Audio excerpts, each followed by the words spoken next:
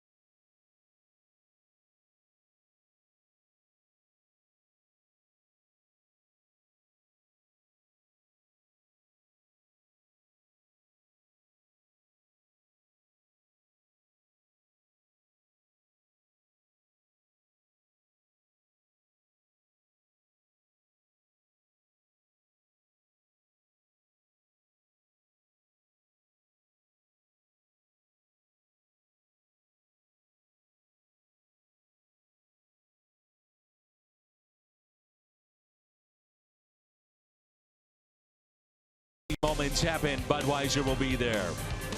By Chevrolet, the #1 selling brand in the St. Louis area. Find yours at your Mid-America Chevy dealer. And by Steel Outdoor Power Equipment. Pick your power, fuel, or battery with Steel. Search STIHL. Game 1 of 4. Kershaw on the mound for the Dodgers. Austin Gomber for the St. Louis Cardinals. All-important series for the wild card. Baseball coming up.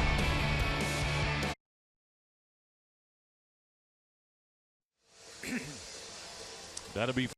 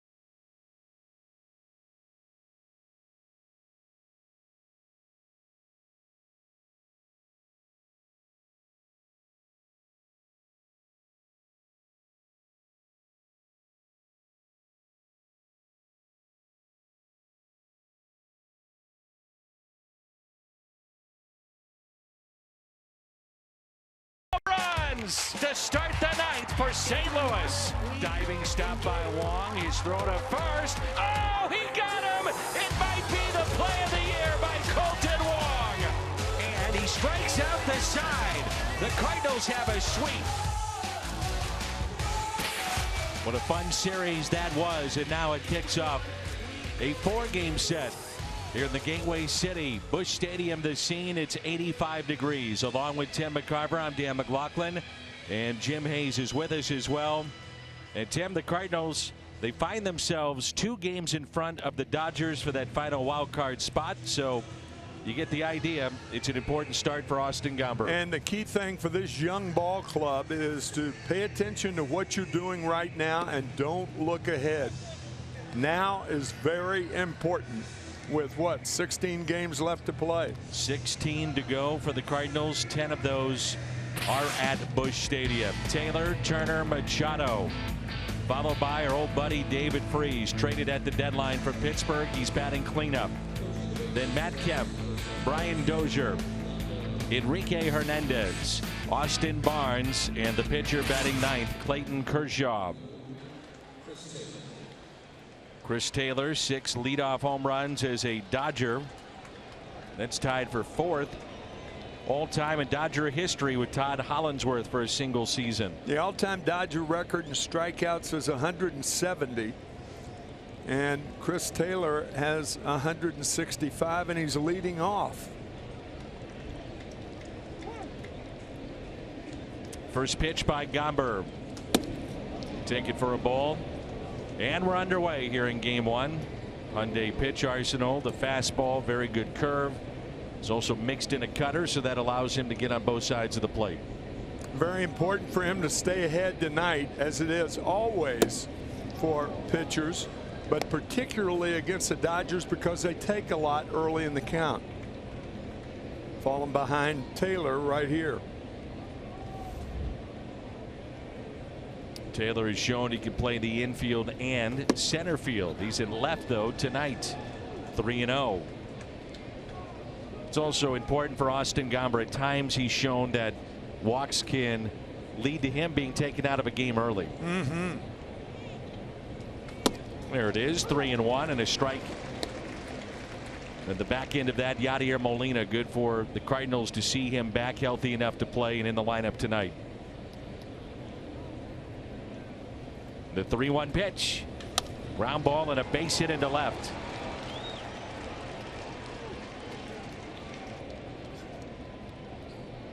Leadoff hit by Taylor. Milwaukee 84-63, 2.5 in front of the St. Louis Cardinals. They're 81-65. And then the Dodgers 79-67. They trail the Cardinals by 2 games.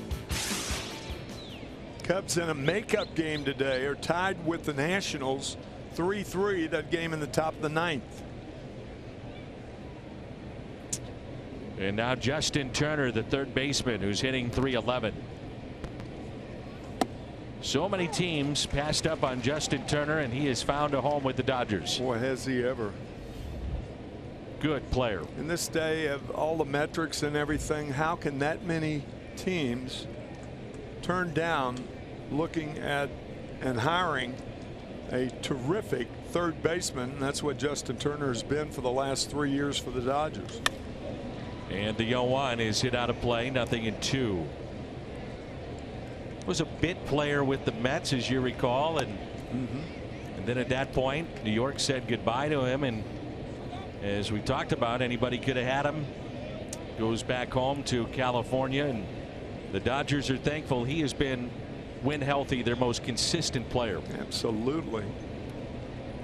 Hitting .374 since the All-Star break, and that's best in baseball. 0-2 hit down the right field line, slicing foul and out of play.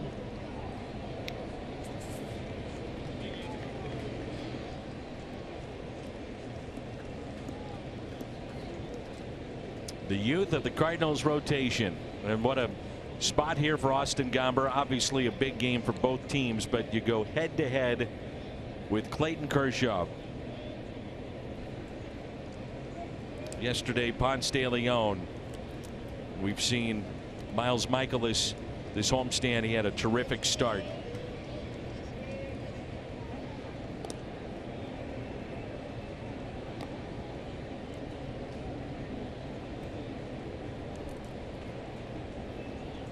Thing about Austin, he does not have a double play ball. He doesn't have a ball like a cross seamer that goes down in the strike zone where guys hit on top of it.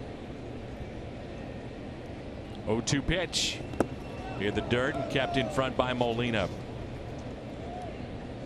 Legs look pretty good right there by Yadier. Pounced on that ball in front of the plate very well. And of course the Cardinals have, as you said, Dan, put him through a lot of drills today, and he is ready to go. Reason he missed that many games, a strained left hamstring. And the 1-2 pitch now to Turner. As you pointed out right before our first pitch off the air, not to be overlooked, the return of Jed Jerko.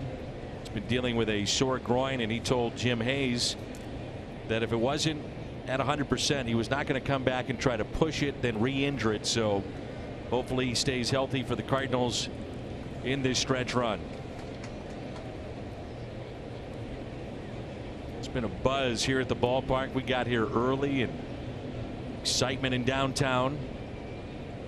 The 1-2 pitch, and a fly ball into shallow right. Over Martinez with the catch. Good positioning by Martinez as Turner kept hitting balls to right field. Jose kept moving toward the right field line to make a relatively easy play out of that ball. The Cardinals defensively around the horn, presented by Dobbs Tire and Auto Centers. Ozuna, Bader, and Martinez in the outfield. Jerko, DeYoung, Munoz, and Carpenter along the infield, and Yadier Molina, he's behind the plate. So we saw him with that block, pounced on the ball, seems to be all right. That's good news. Here's Manny Machado, picked up from Baltimore near the trade deadline. Matter of fact, over the All-Star break. 33 home runs combined. Now he's grounded into 20 double plays, fourth most in baseball. Something to keep in mind here.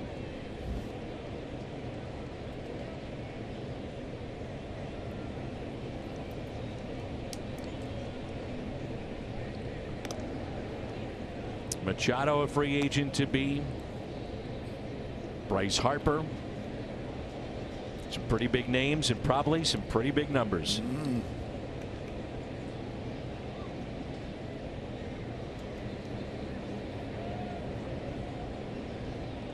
Here's a 1-0. That's it out of play. That's a good sign. The right-handed batter's hitting balls back the other way over the first base side of the diamond. Always a good sign and indicative of a pitcher who's throwing an extra yard or two faster.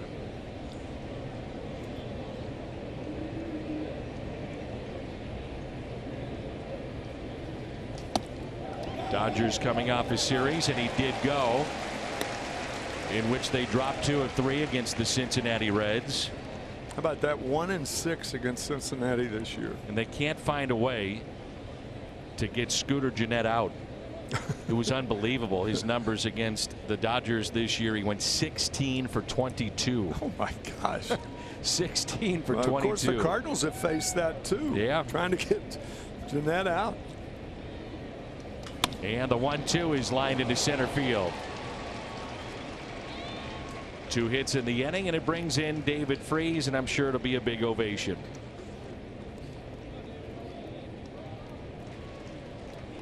Batting fourth, number 25, first baseman David Freese.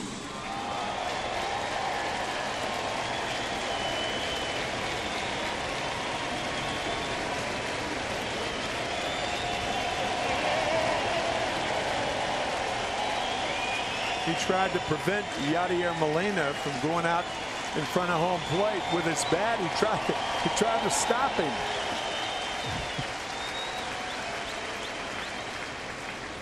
These folks never forget 2011. Never will. No. Happens every time he comes back, whether it was with Pittsburgh or now with the Dodgers. And you could see as he was going to the plate with Yadi, as if he was saying, please don't do that again. Just let me play the game. And the ball gets through, and runners at second and third. A catcher always will try to go down with the breaking ball, but a fastball in the dirt, he's got to try to glove it. Molina trying to glove that one. A wild pitch by Gomber.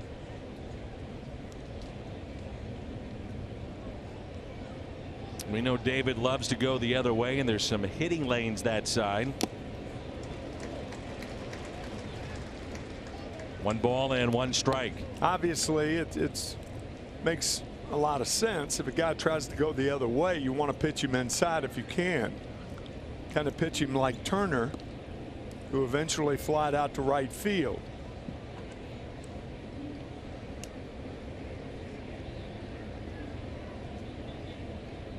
The 1-0 pitch. 1-2. Good cut fastball from Gomber. Gomber appears to be on top of his game as far as speed is concerned tonight.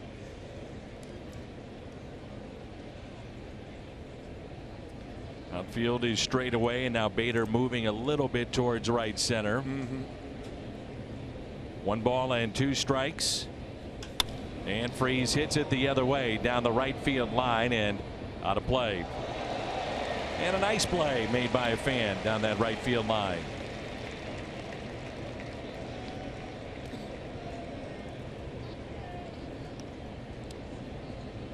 It's not catching the ball, it's telling your wife or good friend how you did it. And yes, it does hurt my hand right now. A ball and 2 strikes on David Freese. Big gap in left center. Little check swing and a foul ball. This is one of the pickups at the deadline that went unnoticed, kind of under the radar here in St. Louis. We pay attention to David Freese and how he's doing and what's happening with his career. But across baseball, this was really a quiet pickup. Freese going to the Dodgers.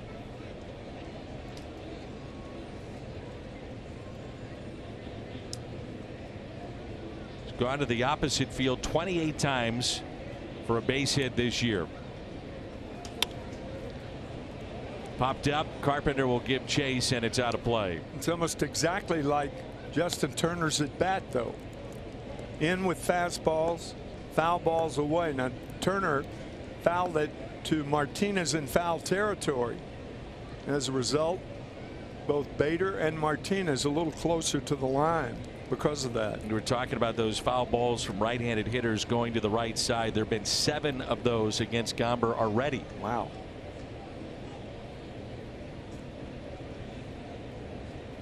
And it's another 1-2 pitch to David Freese.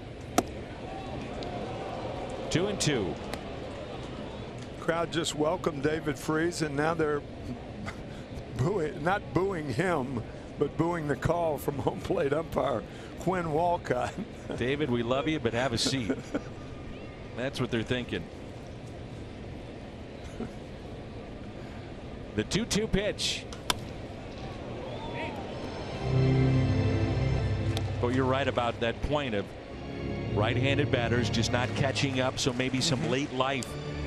The good fastball here by Austin Gomber.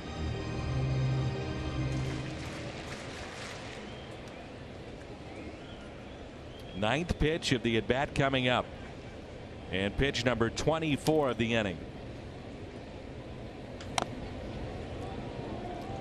Pretty good changeup right there after all those fastballs. Changeup tap foul.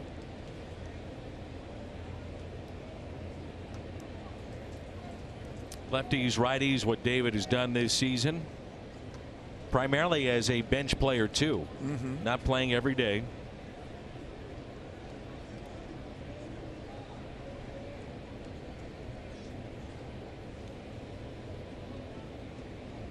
The 2-2. Full count. And Matt Kemp at the on deck circle. It's a very much an unforgiving lineup the Dodgers have. It is loaded with stars and talent.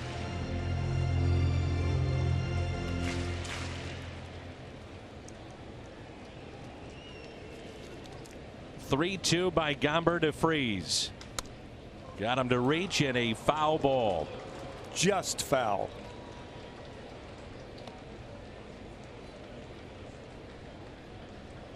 Three-two changeups had, or changeup had Freese out in front.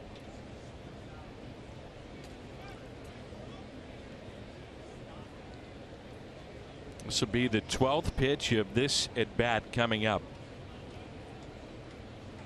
Good battle here with Gomber and Freese in the top of the first.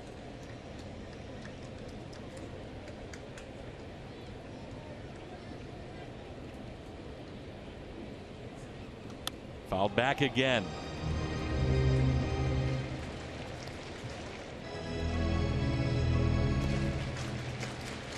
It's been interesting. We know David going to right field, fouling balls off that way. Carpenter's actually moved in a step or two at first base, as well as Munoz. He starts out deep.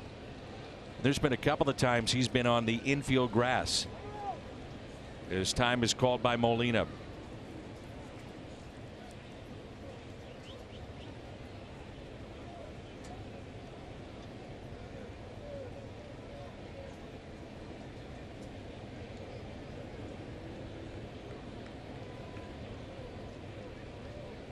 He's fouled off 8 pitches in this plate appearance.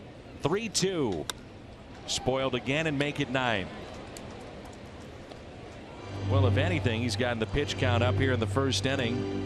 Cardinals have been cautious with these young pitchers, and they've said there's no limits on innings or pitches in games, but you know they're going to be careful. Just the way it is.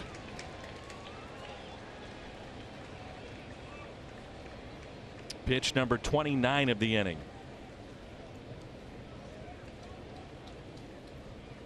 3-2 again. Freeze rips it fair. Couple of runs will come in to score. 2-0 Dodgers on a terrific at bat by Freeze. The ball gets away from Ozuna. The throw into third is not in time, and the Dodgers have an early lead. Well, was that a poor play by Ozuna in left field? Machado scores easily, but that ball rattling around out there in left field. It should be an error. A double for Freeze, 2 RBIs, and an error allowing him to go to third base. It's a key play.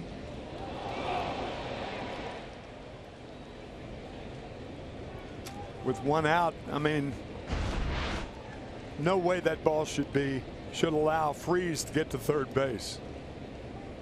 How can that be a triple?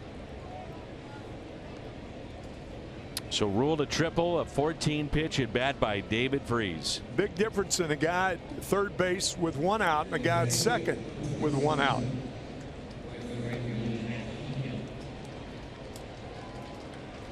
Here's Matt Kemp. 346 the average with runners in scoring position, 4th best in the National League. And the infield in for the Cardinals with 1 out.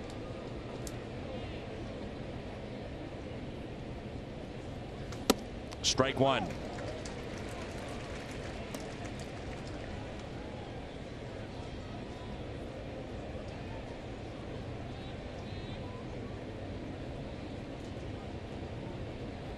And the 0-1. Kemp, a fly ball into shallow right center. And it drops in for a hit. 3-0 Dodgers. Fought it off, and the Dodgers have 4 first-inning hits and 3 runs.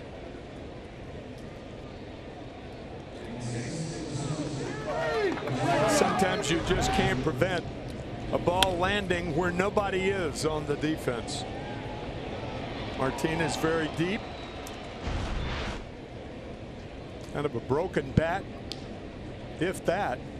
Great at bat by Freeze and a broken bat by Kemp makes it 3-0. So, and if it's not misplayed or at least turned into a triple, David Freeze on that ball is probably maybe a third away from second base to make sure that that ball is not caught. Yeah. And so you'd have runners at first and third.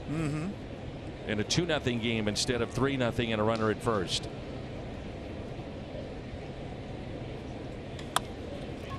Double play ball, 6-4-3 on the double play off the bat of Dozier. A 3-spot put up against Austin Gomber. Kershaw to the mound when we come back.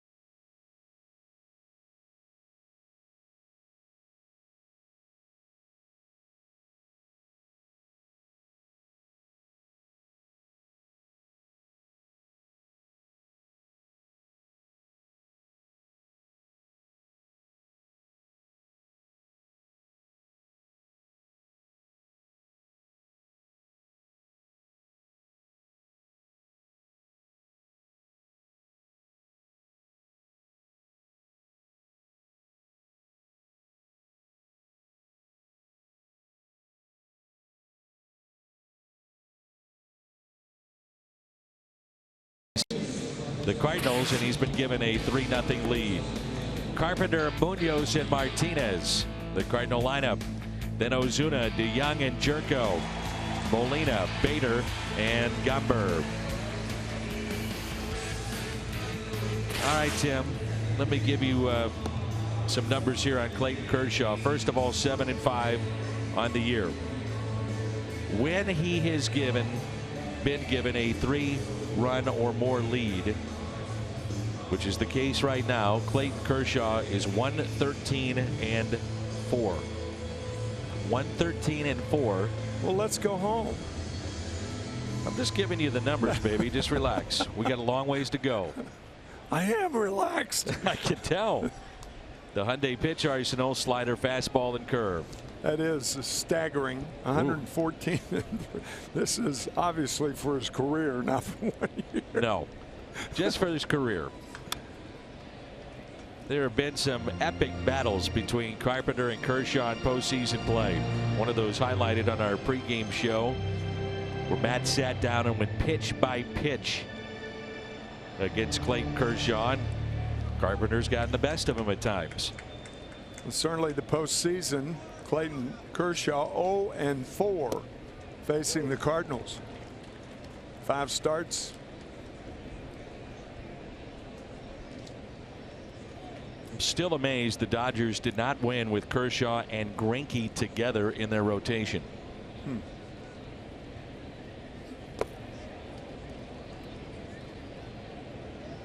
Two guys, same time, primes of their career, the tops of their profession. But it never happened. 1 ball and 2 strikes on Carpenter. Lifts it in the air, shallow right center, and a base hit. Falls in front of Hernandez. Carpenter's now 10 for 36 with a homer regular season play against Clayton Kershaw.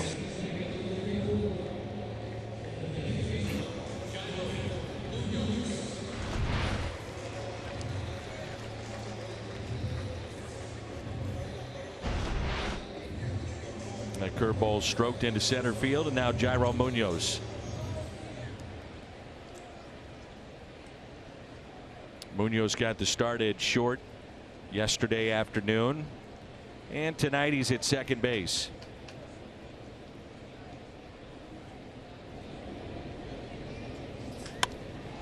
Fly ball out to deep right. Kemp going back over his head, off the wall, and off the 375 sign.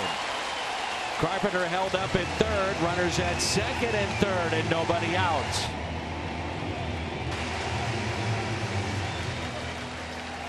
Just for clarification, for fans that don't know, it hit off the wall on a fly and into the glove of the right fielder Matt Kemp. And the way you have to think about it is that the wall is an extension of the ground. So if the ball hit the ground, obviously it's a base hit, and that's the case here. That's well put, partner. Nice going. And Jose Oquendo holding up Matt Carpenter, who's not a fast runner, and there's nobody out, and you're trailing by 3 runs. So consequently, you got to play them 1 base at a time. But the Cardinals have had tough times with these situations. Runners at second and third, and a strike to Jose Martinez. 5 runners stranded at third base yesterday against the Pirates with less than 2 outs. It's a game of missed opportunities.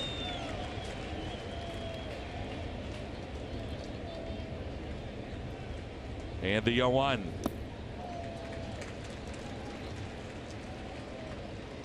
First meeting between these two, Kershaw and Jose Martinez.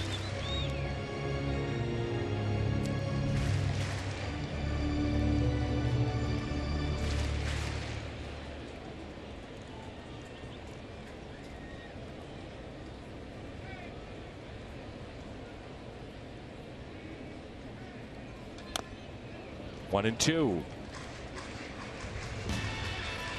Kia in the driver's seats.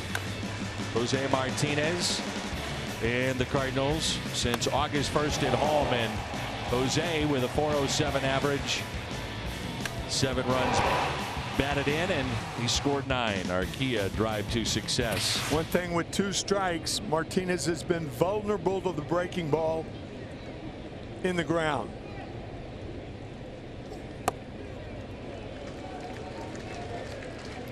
2-2. To further your point about yesterday and as it pertains to tonight, with a guy like Kershaw, you have to get at least a run here. No. You have to. Get on the board. Get something going.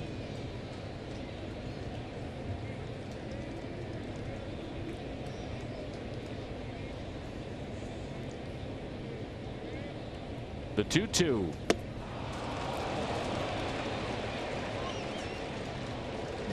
Let's turn to Tim McCarver's Toyota key to the game. Well, I'll be brief. Obviously, the Cardinals have to take care of business immediately and don't look forward too far ahead.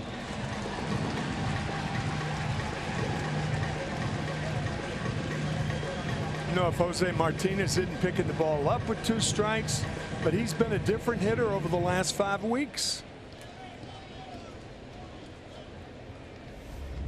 1 out and 2 on, and here's Ozuna.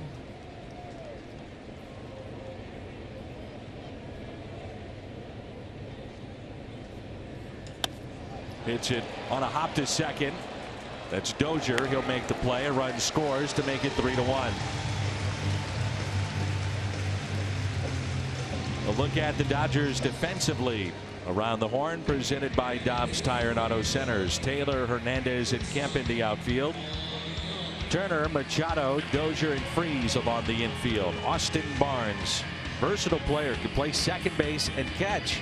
He's catching tonight.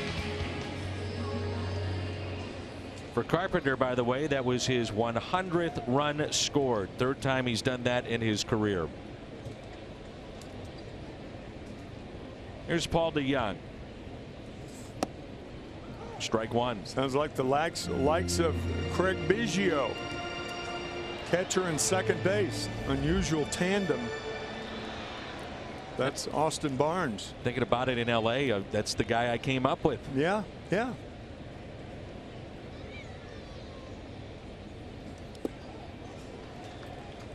A ball and a strike on DeYoung. He came up in the 9th inning yesterday with that runner at 3rd, less than 2 outs, and struck out. Then Carpenter struck out looking, and Vasquez threw 36 pitches to get a 6-out save.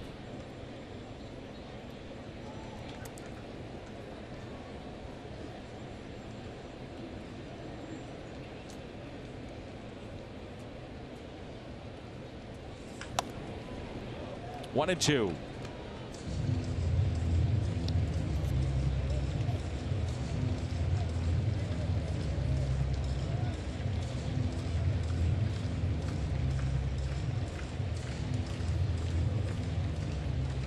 Those 3 games in LA and that sweep by the Cardinals, all 3 were tight ball games. Cardinals had some dramatic wins off the closer Kenley Jansen, who was just off the DL. Kept in front again by Barnes. 2 and 2. That was a good play. That's that fastball in the dirt we were talking about with Molina.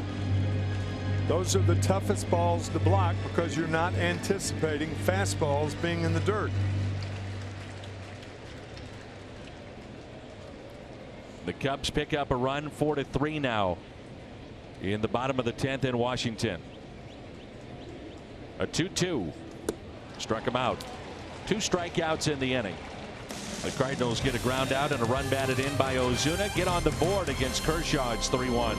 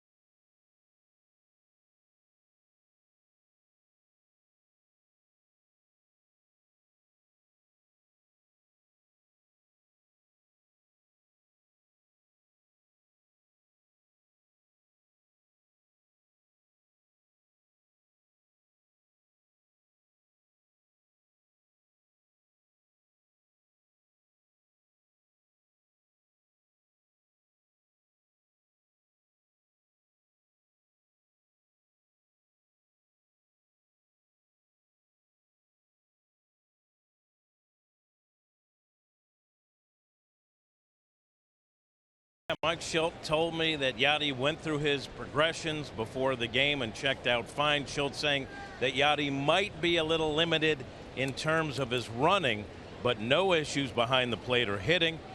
Schilt told me Yadi's not going to be super aggressive going from first to third or try to sneak a stolen base. As for getting him back, Schilt told me this: they haven't invented a metric that can put an accurate value on Yadi and what he brings behind the plate. He is the smartest player I've ever seen. And Dan Schilt says when Yadi says he's ready, you listen. So he's back in there tonight. How about an update, Jimmy, on Jed Jerko? He's also back in the starting lineup. We saw him pinch hit in the ball game yesterday. Yeah, he was activated yesterday and said that that groin issue was 100%. Jed said no limitations. He said, I wouldn't be out here at this point in the season. You don't need a guy out here limping around. So Jed says he's fine. All right, Jimmy, thank you. That pitch popped up and fouled near the Cardinal dugout by Kiki Hernandez.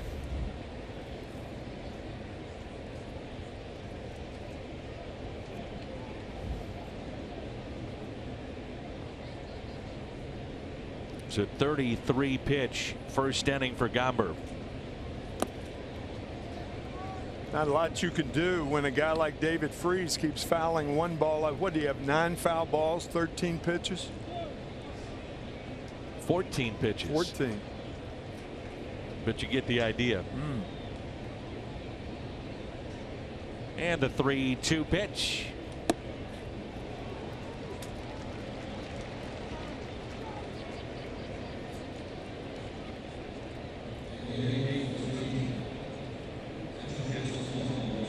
Talked about this the last time Gomber pitched in Detroit in that first game, about him taking the ball out of the glove as opposed to bringing the glove to his left shoulder and throwing the ball. That gives a pitcher, it's nothing that he can correct right now, but next spring I would imagine. See how he takes the ball out of the glove, hooks it behind his, and it's an easy way for the opposition to pick up a pitch. But the big thing is it does not. Big problem is that the fastball isn't as fast as it should be. 0-2 the count here on Austin Barnes after the walk to Kike Hernandez. Barnes, the 8th place hitter, with Kershaw to follow. And the 0-2, he struck him out. First strikeout of the night for Gomber. And a good curveball. Tim, that's the pitch that many know him by coming through the minor leagues. His rise, very, very good breaking ball. There was. Came from nowhere to get Barnes, and now the Cardinals are looking for the bunt, of course.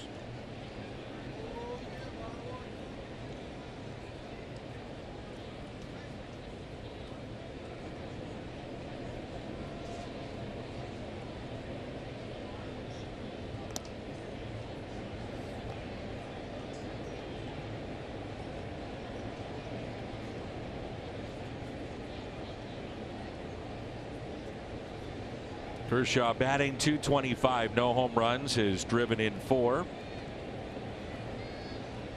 Way up in the batter's box. Gets the bunt down. Gomber to second, fires a strike, and they'll get the lead man as DeYoung put it in his back pocket. Manager Dream Team in franchise mode, plus get weekly stats, roster updates, and more. RBI Baseball 18 available now. Learn more at RBIGame.com. Rated E for everyone. That throw to second base might be the best fastball Gomber's had tonight. I mean, he uncorked that baby. So they get the lead man, Kike Hernandez. And Kershaw will be running the bag from the bag at first, and Chris Taylor now at the top of the lineup.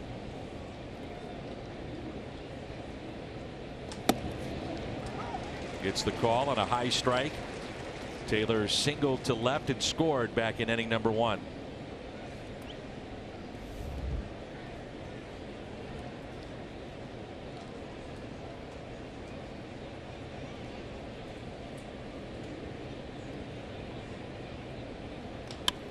And the curveball hit in the air out to right field. Martinez with the catch. Jerko, Molina, Bader coming up in a 3-1 ball game.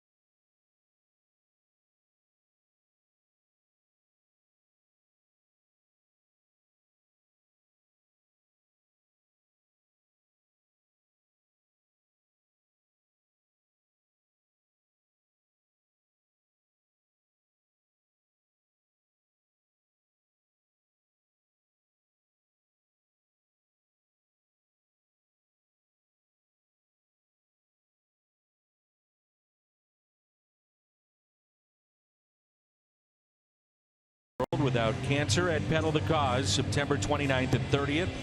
Donate at pedalthecause.org/blues.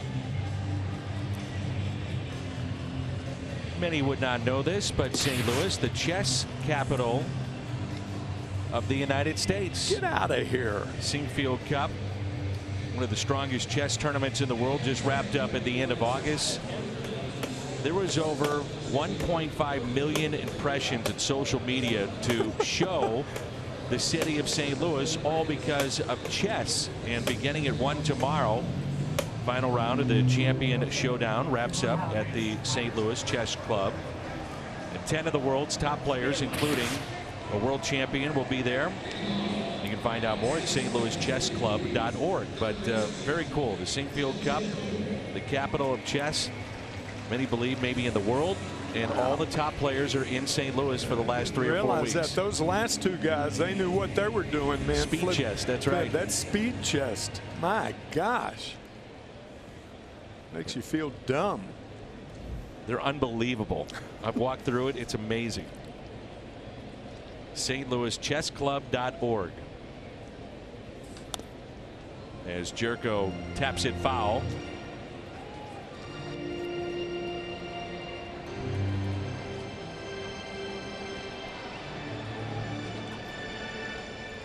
A 3-1 ball game. But you wouldn't realize something like chess to give the exposure that it's gotten for not only those that play it, but the city of St. Louis to show it off. From what I know about the Cardinals, Jed Jerko is the best chess player on the team. Agreed. Aledmus Diaz, my understanding, was a little bit better than Jed, but now he's in Toronto.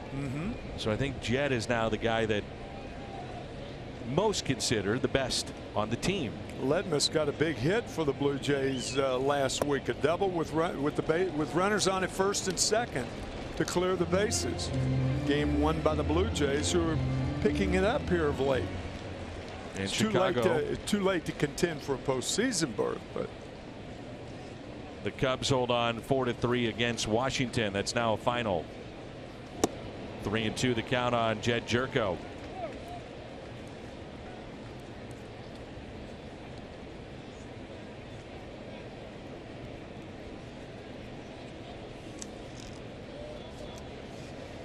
And the 3-2 pitch. Pulled foul.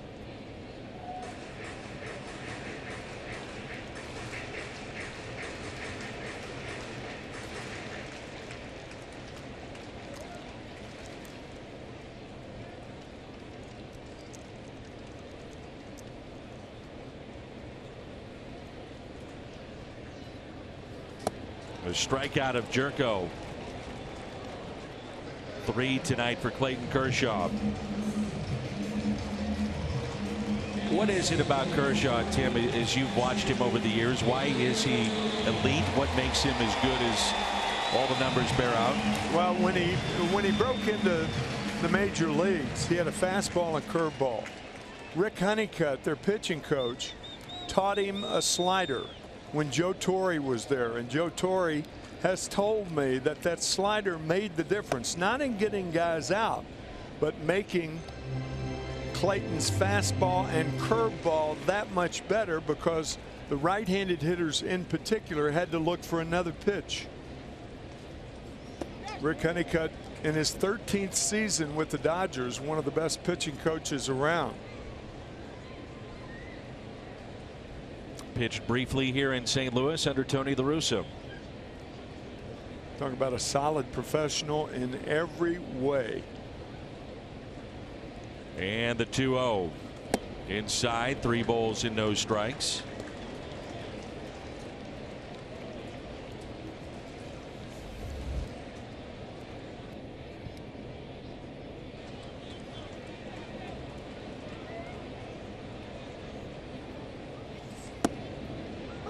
Clayton has that unique delivery too.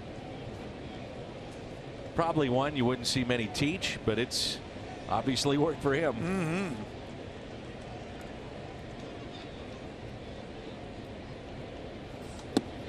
And it's a 1-out walk. Lowe's whole team together, the Cardinals' remaining opponents, the regular season. LA right here.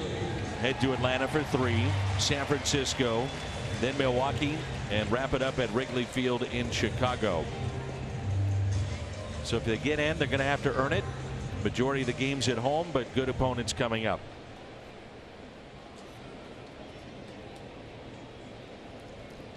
.16 to play in a 2-game lead. Harrison Bader at the plate.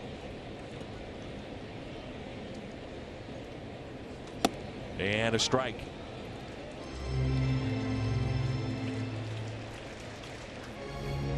Cardinals did not see Kershaw on the trip out west. He hasn't pitched here since 2014.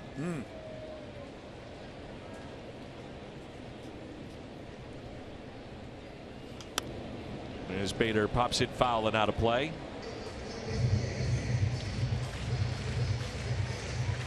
He has had, as great as he's been, some crushing defeats handed to him by the Cardinals. The Matt Adams home run stands out. Never beaten the Cardinals in a postseason game. 0-4 in 5 starts.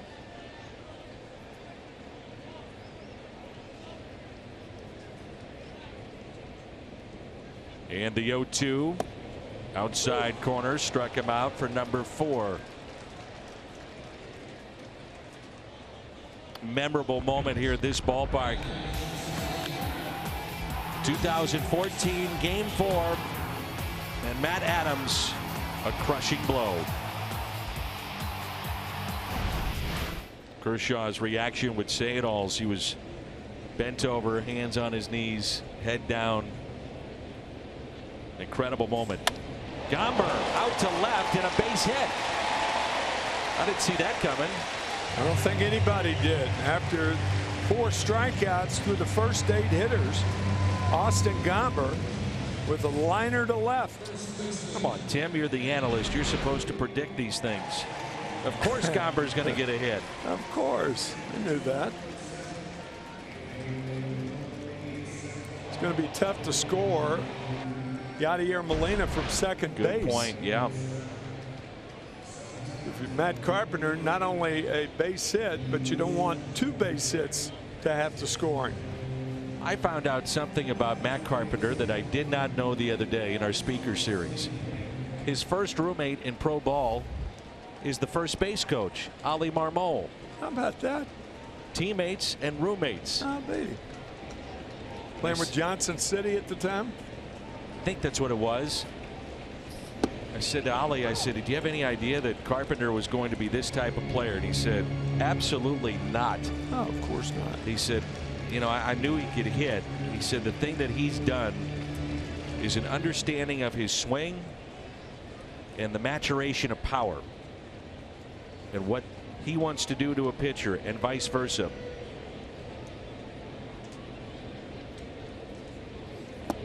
I heard you telling Ricky Horton about the batting gloves. He couldn't afford them. Couldn't afford right? them. Ali saying when he first saw Matt, it was a lot of base hits to left and little flares. And then all of a sudden, John Mabry, to his credit, Mark McGuire, hitting coaches here, Mark Budaska in the minor leagues, said, hey, man, let it rip. But a lot of that for base hits. Great stories.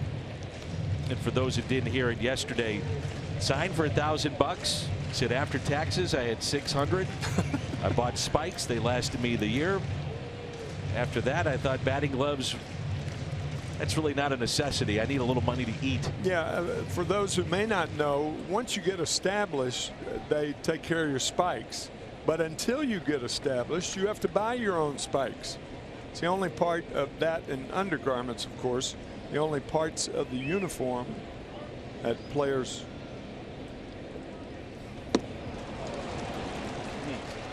Strikeout of Carpenter chased a pitch. 3 strikeouts in the inning, 5 through 2 for Kershaw.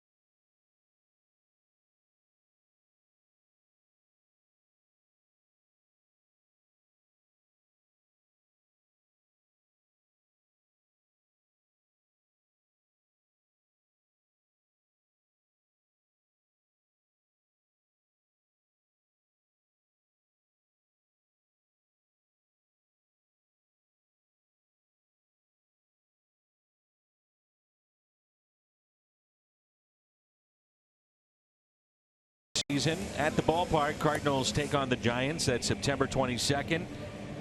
30,000 fans 16 and older receive a Cardinals hooded sweatshirt presented by Modern Agriculture, supported by Bayer. Get your tickets at cardinals.com/promotions. Beautiful night here at Busch Stadium in St. Louis.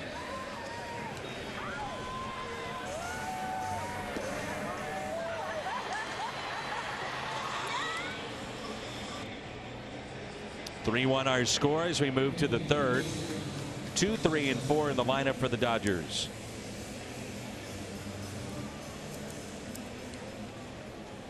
Dave Roberts, the manager of the LA Dodgers, guiding them to 1 win away from the world title a year ago, losing at home in Game 7 to Houston in really an epic World Series.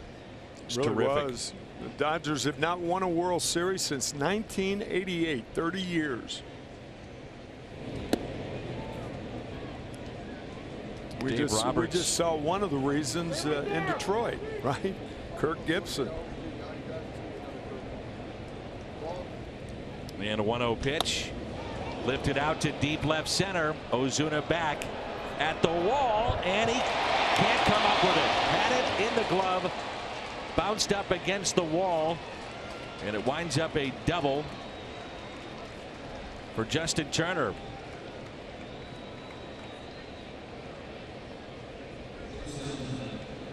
Couldn't really see whether Ozuna had that ball cleanly in his glove. A better look right here.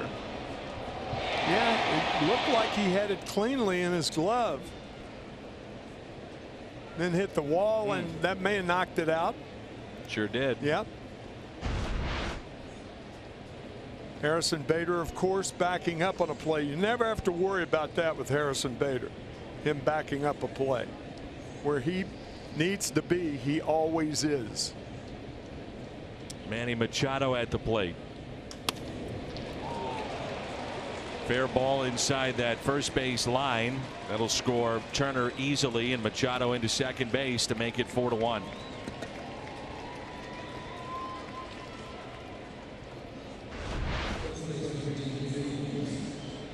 RBI and a run scored so far for the fancy hitting shortstop Manny Machado.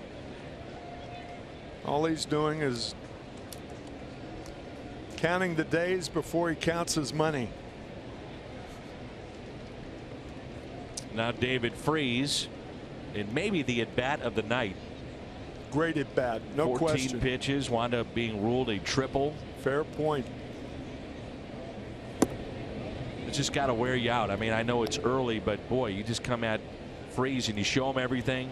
You make good pitches, foul ball after foul ball, and he winds up with a triple. That would score 2 to get the Dodgers on the board back in the first. Going back to Dave Roberts for a moment, but one of the most famous stolen bases in the history of the game. With the whole world knew he was running too. Came in as a pinch runner for Boston, down 3 games to none. Stole the base. Billy Miller brought him in, and the Red Sox in 04 had life, as we found out very shortly in St. Louis. Nobody could have beaten the Red Sox after coming back against the Yankees. That made it 3 games to 1, and then the Red Sox beat the Yankees the next 3 games, and then of course went to St. Louis and swept the Cardinals in the World Series, and nobody in history could have beaten that team once they came back against the vaunted Yankees. Only time it's ever been done. Down 3 games to none, and then win 4 in a row. Ever been done in baseball. Been done in hockey, I think, twice. 3-2 the count.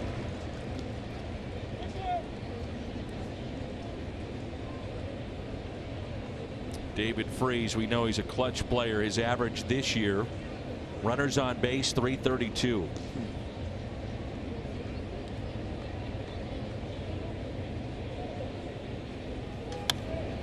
Fouled back.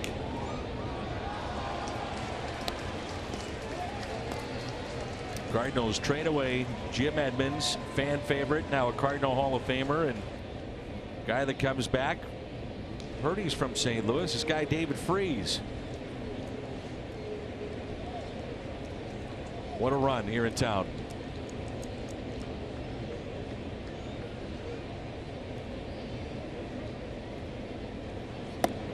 And this time he strikes out, so Gomber comes back to get David Freese. Looked like a changeup, Danny. Right on the corner. David thought it was outside, but a good pitch by Gomber. Runner staying at second base. Might have been low.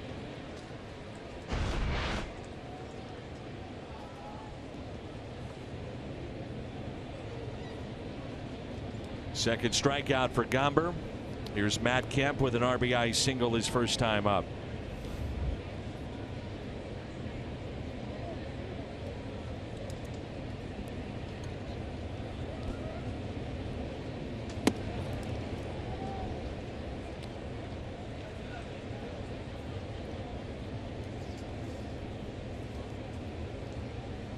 So with the win in Washington in that makeup game, the Cubs now a game and a half in front of Milwaukee, 4 in front of St. Louis. And Molina wants to visit here.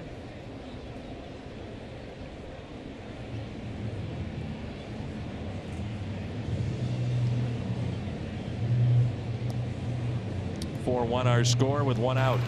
Emptied your digital wallet? We understand. Great Southern Bank. We're fans too.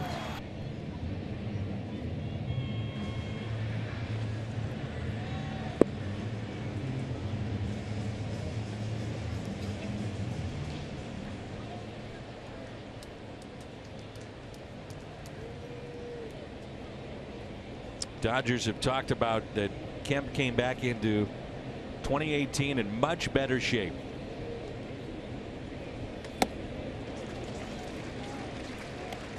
He's hitting line drives all over the place, and some of those have turned into home runs. He's got 19 on the year, 77 runs batted in. All-star this season for LA.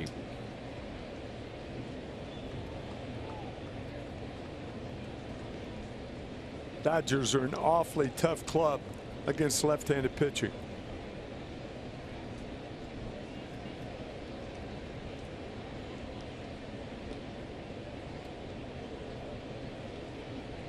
Here's a 1-1. Missed in. Nice crowd tonight. We anticipate very big crowds Friday, Saturday, and Sunday. Reminder that Sunday, if you have a ticket, that is Sunday Night Baseball.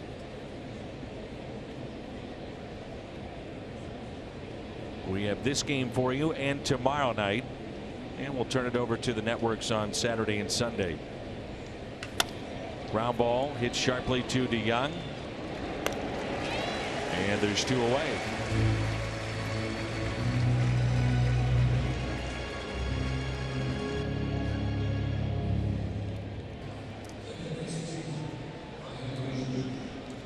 There's Brian Dozier, grounded into a 6-4-3 double play. He was picked up from Minnesota.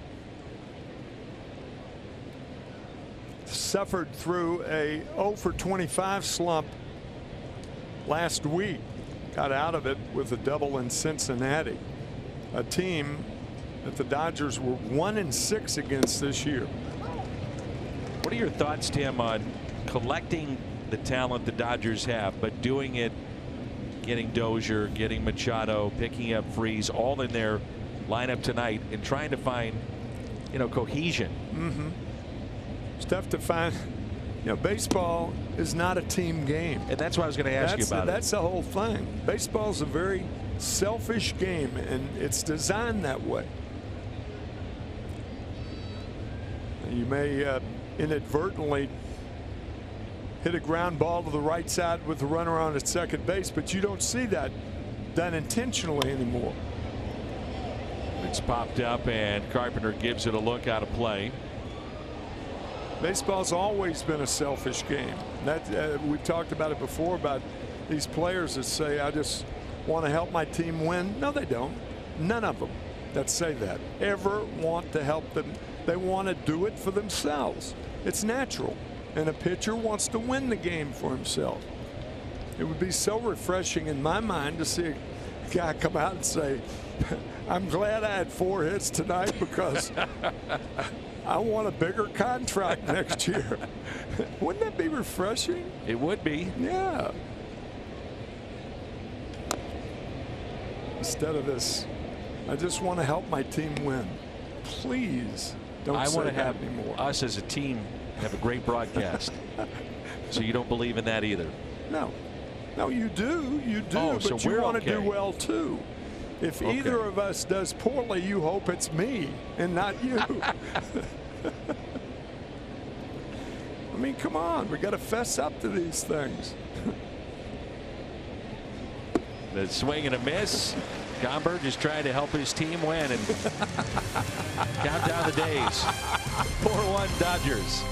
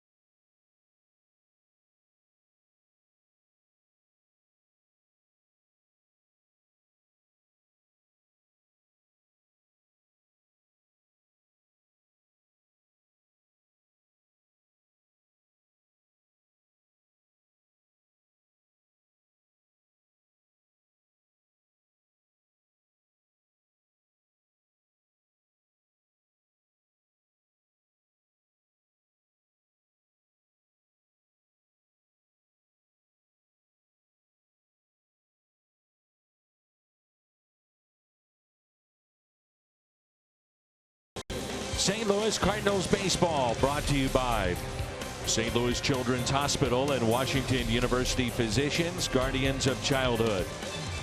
And try something different like Jack's Teriyaki Bowls, only at Jack in the Box for a limited time.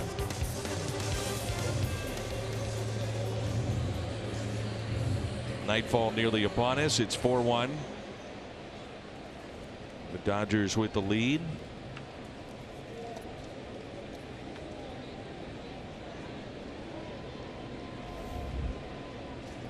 One thing that's been settled by the Cardinals this year is the emergence of Jairo Munoz. They found out this guy could play better than they thought.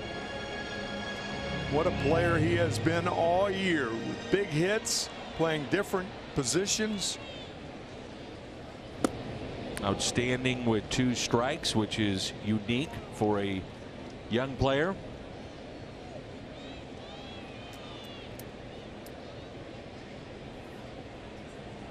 Talk about a guy with an idea of what he's trying to do with the bat.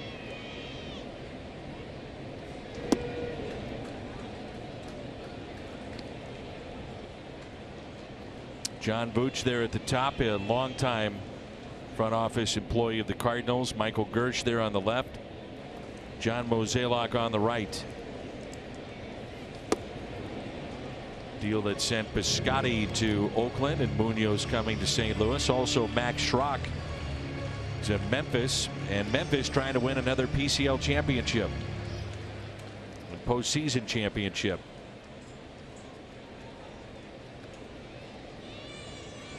The 2-2 struck him out. That's 6 already for Clayton Kershaw.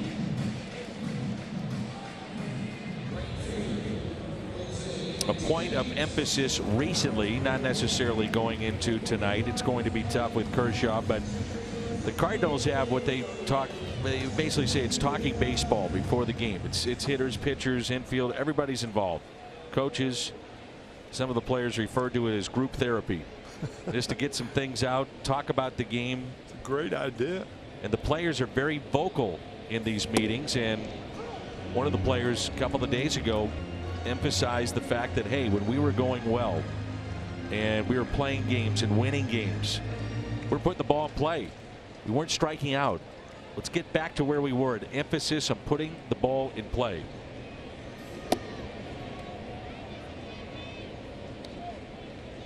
I'm all for that. There is an absence today, and one of the reasons that meetings before the game are much better is because after the game, where the old timers, and I know I'm included in that group.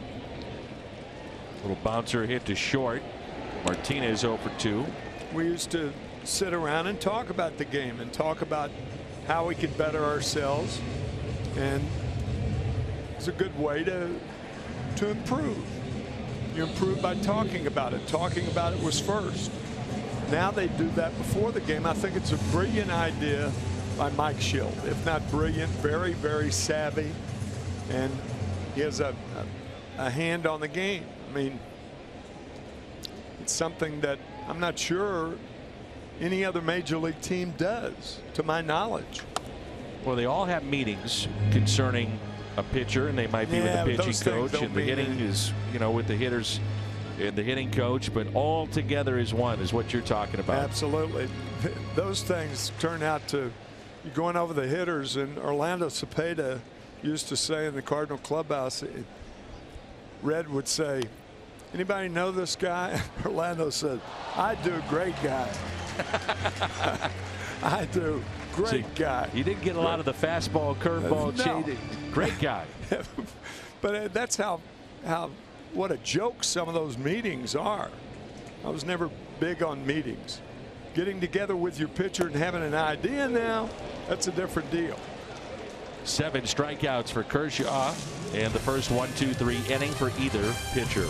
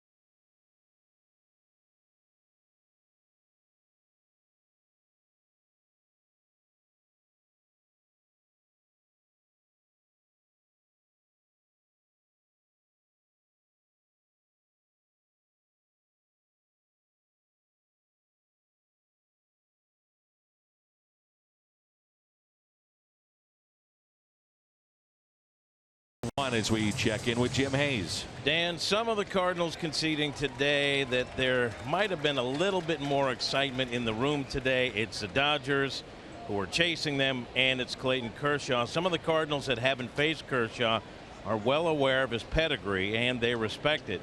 But Harrison Bader told me, you appreciate it for a second, but you have to move on quickly.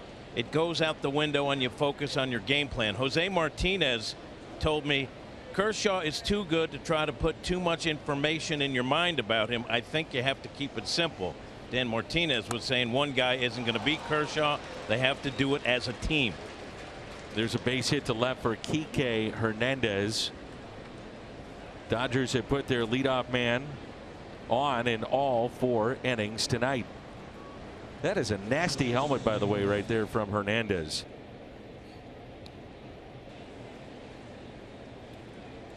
That helmet has traveled. Craig Biggio, speaking of Biggio earlier, I thought he had the nastiest helmet in the game. Yeah, he did. The best guys with the nastiest helmet. Yeah. Here's Austin Barnes. Struck out first time up. It's now 7 hits for the Dodgers. Gomber has struck out 3.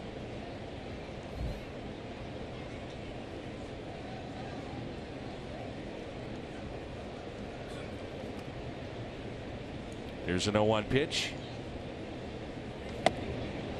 0-2. Cardinals turned a double play off the bat of Dozier back in the first inning.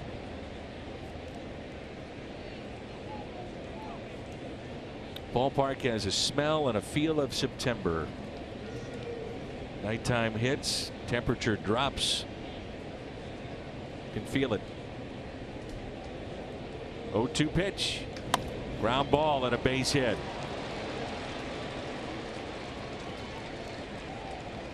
Looked to be a hanger there from Austin Gomber. Back-to-back singles against his curveball. Yeah, sometimes young pitchers are not patient enough.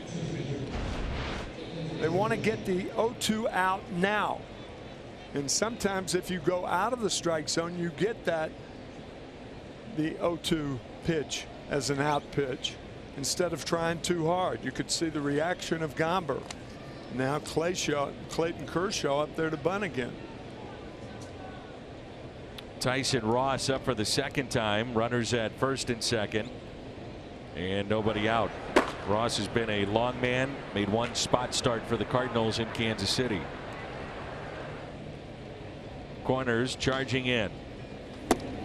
Strike 1. Kershaw bunted his first time up. Back to Gomber, who threw a strike to the bag at second. Well, the Cardinals had the wheel play on, where the first baseman and third baseman charge. The middle of the infield is left open, and Paul DeYoung, the shortstop, is toward third base. The problem with that play is it leaves the middle of the infield open if he decides to swing away. He's swinging, and it's hit out to left, and a base hit off the bat of Kershaw. That'll bring a run home. 3 consecutive hits against Gomber here in the top of the 4th, and a 5-1 Dodgers lead.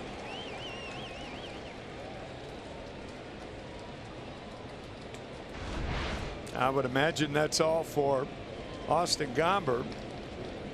Hit around pretty well by the Dodgers tonight, and all those right-handed hitters, and it's a left-hander that runs him, and that's Clayton Kershaw, the pitcher.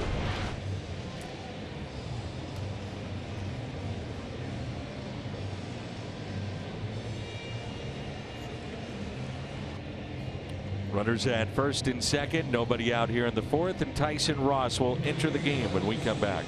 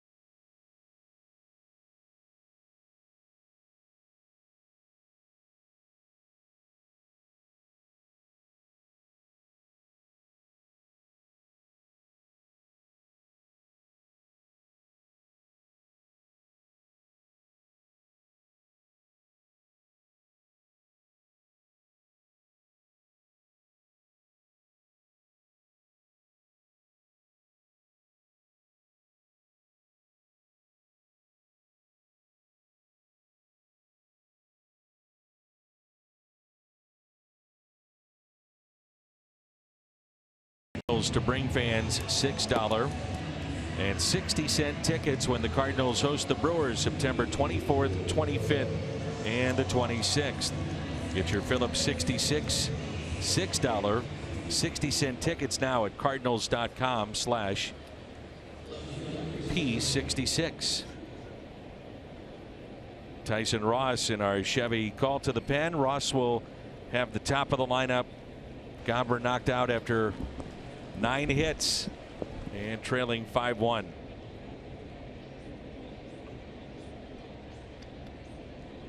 Chris Taylor is singled to left and a run scored. Also flied out to right. And the first pitch, a ball.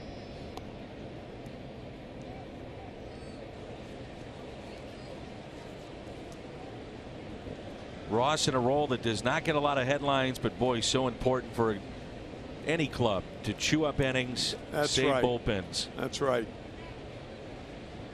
And many times he's kept the Cardinals in games.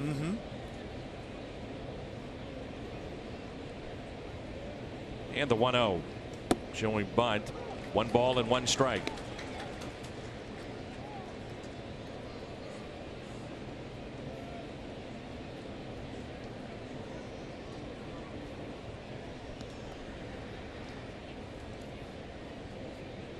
Very impressive, these right-handed batters against the left-handed throwing Gomber tonight. They hit a lot of balls hard.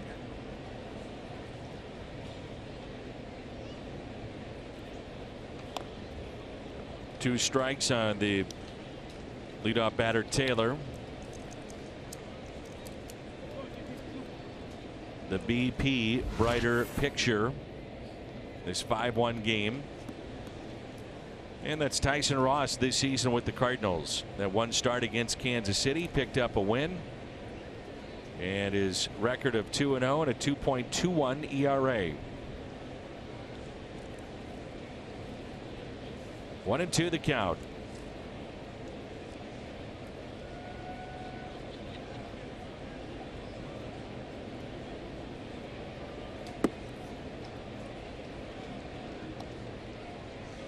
The big guy, Tyler Ross, about 6'6" and a half. Primarily fastball and slider. Nothing real fancy about his delivery and the pitches he throws. Bigger guy is a understatement. Yeah, he's a real big guy. Man. The 2-2 instead of check on the runners. Love a double play ball right here.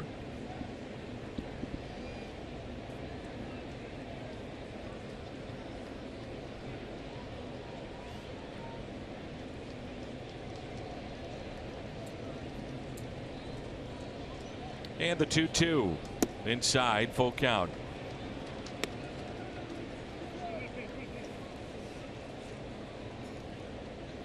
Ross no stranger to the Dodgers. Year spent in the National League West with San Diego.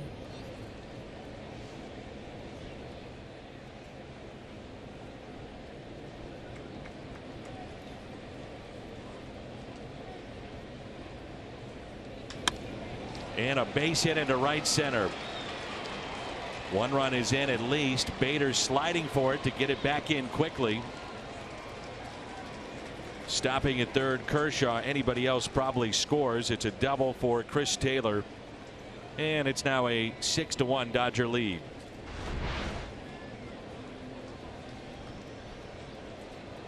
Chris Taylor kind of inside outing that fastball right down the pipe.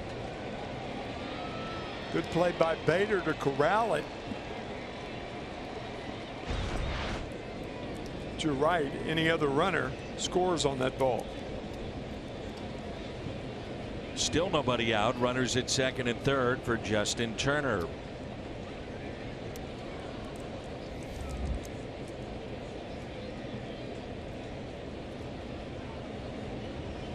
Dodgers already with 10 hits in this game. Yep. Still nobody out here in the top of the 4th. Turner is fly to right, doubled and scored.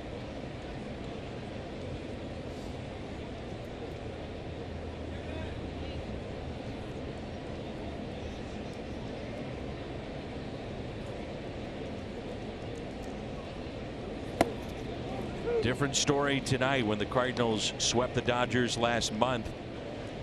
Late August in LA. First series sweep of the Dodgers since July of 2006.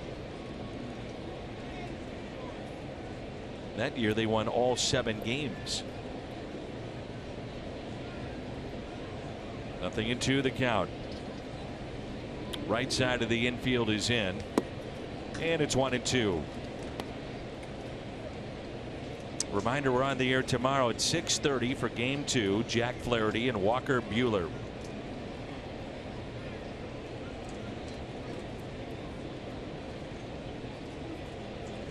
Turner hitting .278 with 2 strikes, 4th best in all of baseball. And the 1-2 here, fouled back. I think Jairo Munoz is like 5th on that group, 5th or 6th.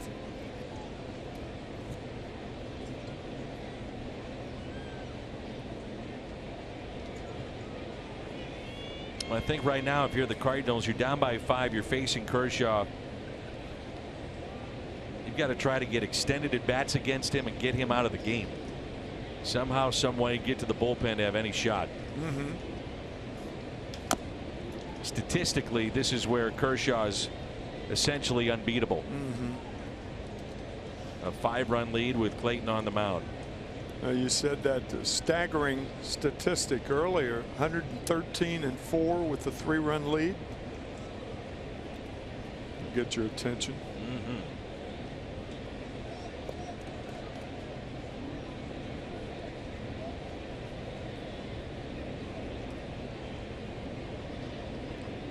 1-2 pitch by Ross. Hit down the right field line, foul. Kershaw will always be compared to Koufax. It's just the way it is. Two Dodgers, 2 lefties, 2 dominant pitchers. You saw Koufax. I mean, what do you think about the comparison? Well, I think Sandy Koufax was a better pitcher than Clayton Kershaw. But Sandy Koufax, in fairness to Clayton, Sandy Koufax had to retire at age 30. Clayton is 30 right now. But their statistics are similar, eerily similar. Trying to have those for you when he goes back out there. And the 1-2 out to deep center. Bader back near the wall with just enough room. Both runners will tag up. Makes it a 7-1 Dodger lead. Turner drives in his 47th of the year.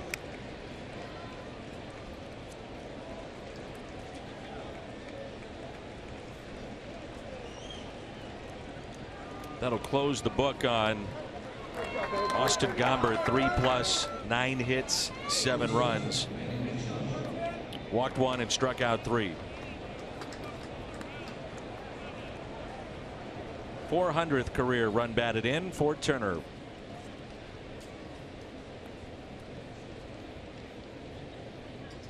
Even the outs the Dodgers have hit tonight are hard and long. Yes. Yeah. Manny Machado 2 for 2. Center field, another loud out. Another run batted in to make it 8-1. So Machado is driven in 2, scored a run, couple of hits, 2 outs, and an 8-1 Dodger lead. Now the pitching for the Cardinals has been so good with the young pitchers that they have not seen a game like this in a long time, where they've been blown out in the first 4 innings. Obviously not saying the Cardinals are going to lose this game by any means, because teams have come back from a 7-run deficit. But the Dodgers, I mean, have pounded the ball through the first 4. And that's something they have not been doing over the last couple of weeks. Exploded yesterday, but that was the first time in a while. First time against Cincinnati this year.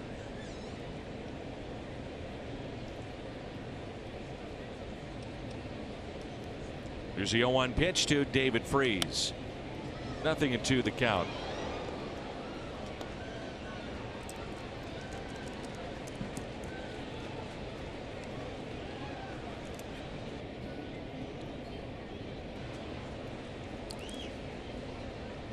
8-1 against Kershaw, and even Sosa and a rally squirrel may not help. No. The 0-2 and the strikeout freeze. They pick up 4, extend the lead. It's 8-1.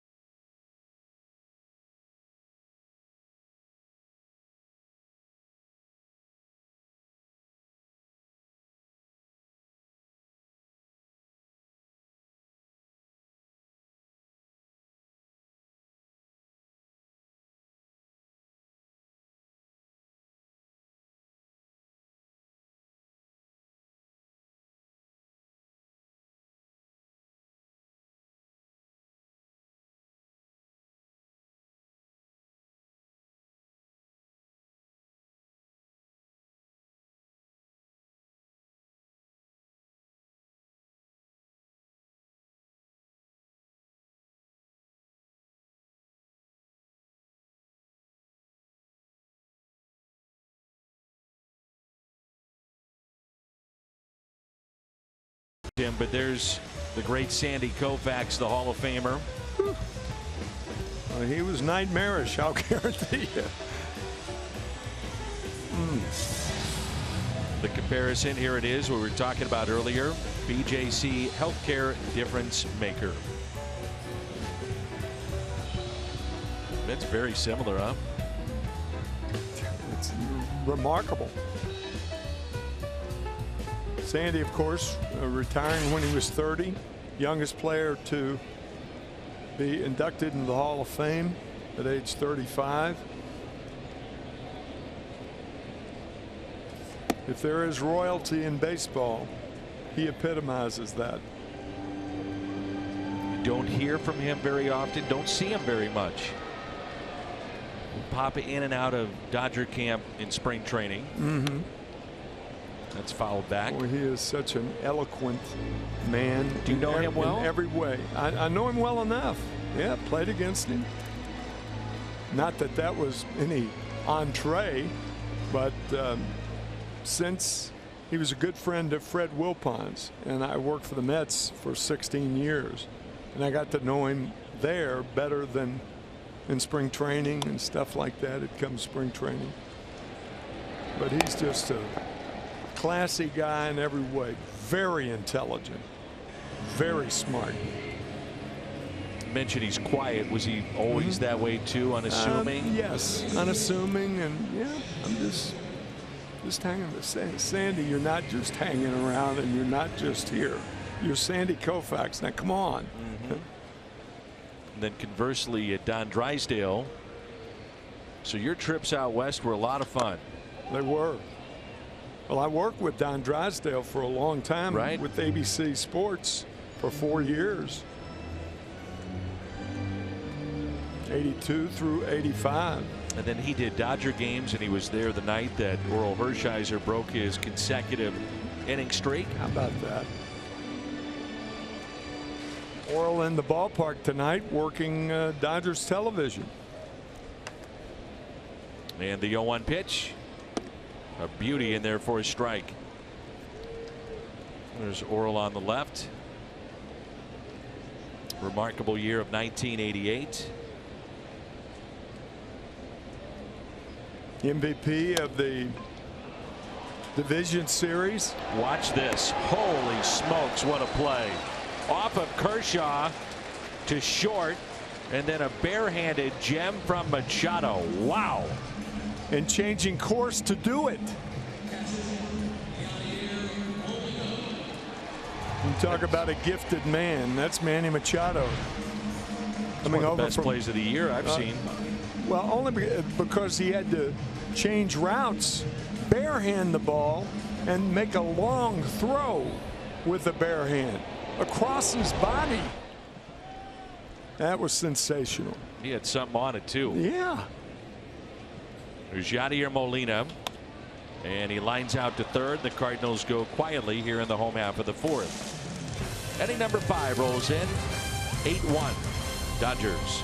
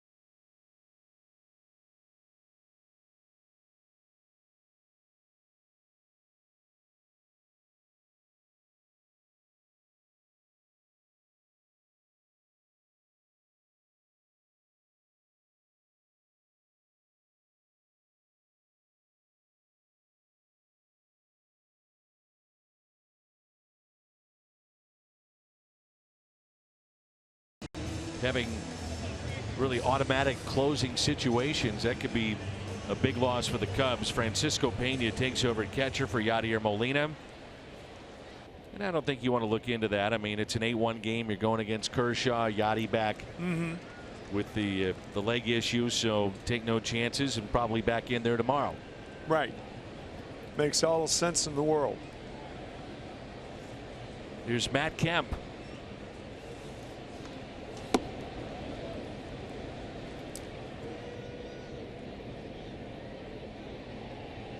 Kemp, Dozier, and Kike Hernandez.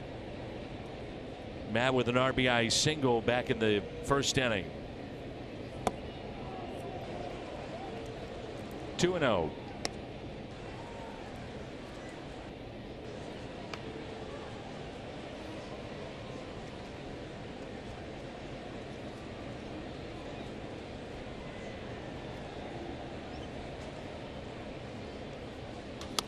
And a grounder that's hit to third. One away.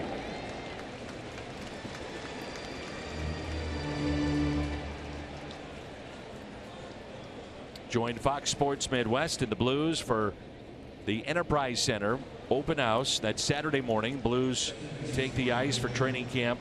Newly renovated Enterprise Center. You can stop by the Fox Sports Midwest booth to sign the Blues bench sign. Go to StLouisBlues.com for more information. Dozier, the only Dodger without a hit tonight.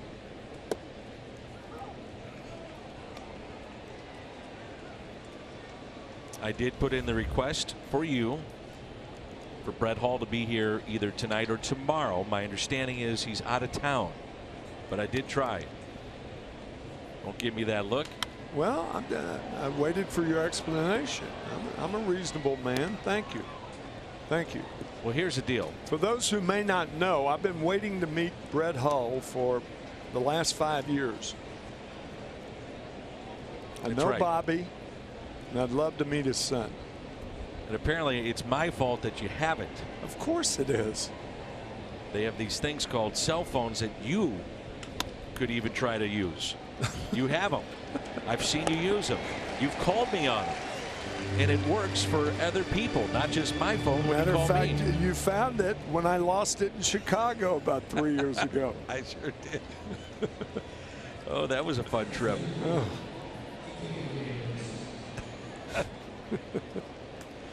We've had some times, haven't we? Yes, we have. It's been fun. Kike Hernandez with 2 outs. It's hard to believe this season is coming to a close. There are times when it just flies by. In August, when the team is playing so well, it seems like it's flying by. That's really true. And then if you're in Baltimore and you're 41 and 104, it can't get over soon enough. 41 and 104 for Buck Showalter. Red Sox already 100 wins. Clinched a spot at postseason play. 54 games above 500. Busy inning for DeYoung. Nice pick by Carpenter and a 1-2-3 inning. 8 pitches for Tyson Ross.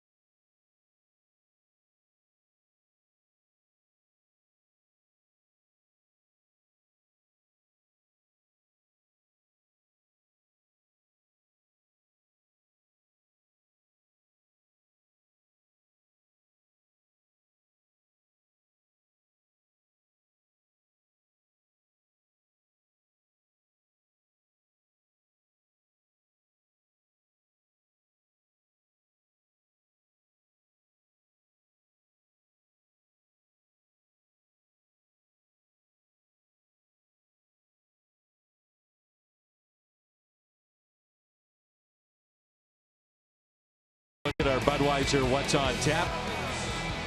And it's game 2 tomorrow. Buehler and Flaherty. Good matchup. Young pitchers. Buehler 6-5. Flaherty 8-6. And we'll come your way tomorrow at 6:30 right here on Fox Sports Midwest.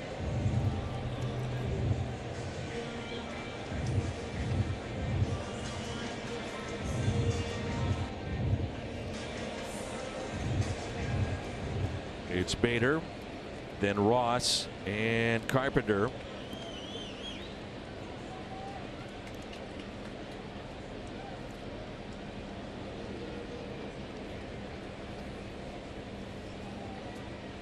Bader struck out back in the 2nd inning.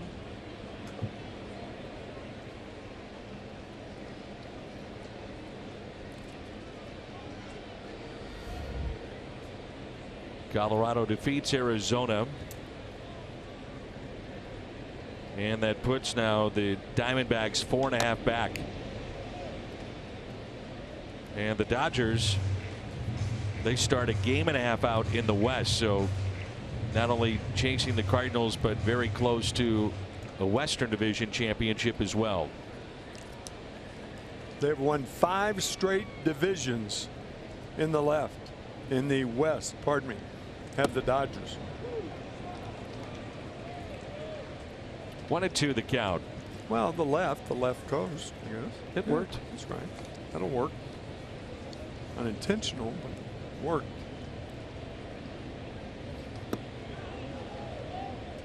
Clayton Kershaw, one of those that has given back a lot of time and money with his wife Ellen, building orphanages. He's like Wayno.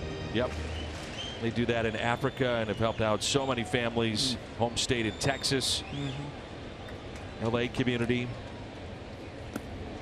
Another strikeout, number 8 tonight for Kershaw.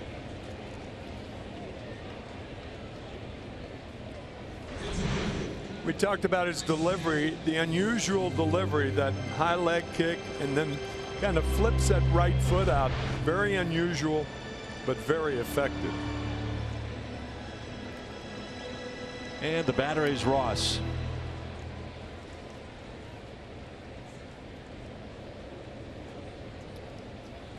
Cardinals with 3 hits tonight.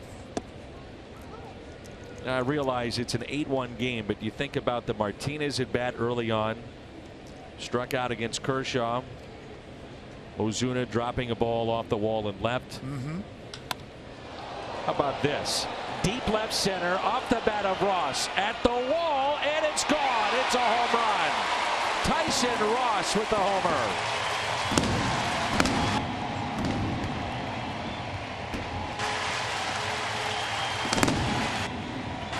The Cardinals pitchers tonight are 2 for 2. Second lifetime home run for Tyson Ross. And I'm telling you, he put a charge in it. Goodness.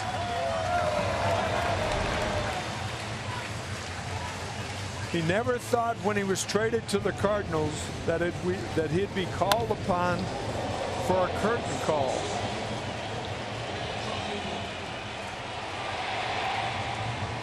But the fans want him up and out of the dugout. I don't blame them. Tyson too modest. 2 career home runs, as Tim mentioned, and that one off of Kershaw. Carpenter trying to bunt his way on. And he does. Following a blast comes the blue.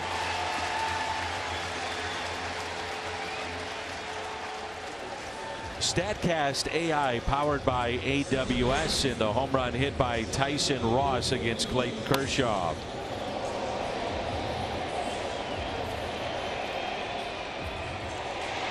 Big strong man and puts it over the wall. 8th bunt hit for Carpenter, 2nd most in baseball.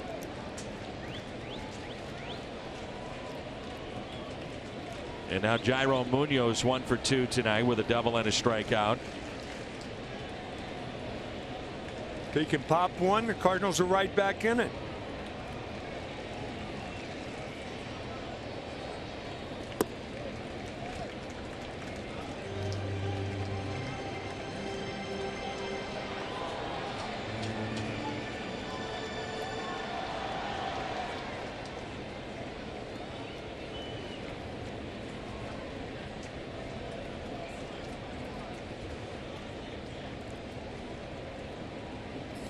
And a ground ball, base hit. Munoz 2 for 3.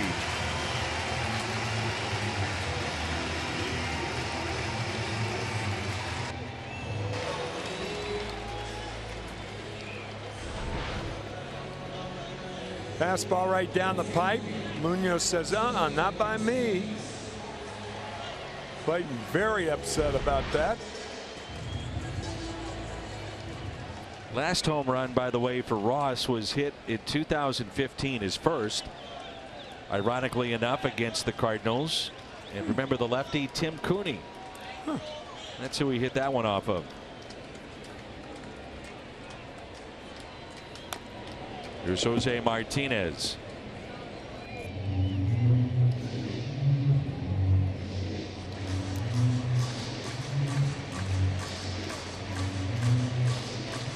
Munoz is now 8 for 12, 2 home runs, 5 runs batted in against Kershaw, Greinke, Bumgarner, Kluber, and Scherzer. Oh, that's fabulous. Where'd you get that? That's great. How good is that? Oh my gosh. That's from our friend Chris Tuno, working in the Cardinals media relations department, coming up with that gem. Nice going, Chris. There's not many that can say they've done that against that collection of pitchers. No.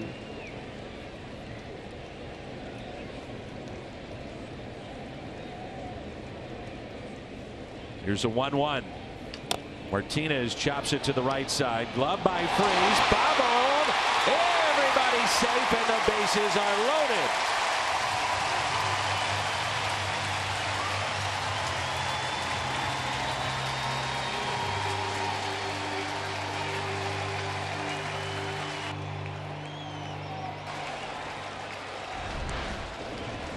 An error on David Freeze has loaded him up. Once David dropped the ball, he still had time to get Martinez, but he rushed that flip. And it gets by Kershaw. Now the bases are loaded with one out for the cleanup hitter of the Cardinals.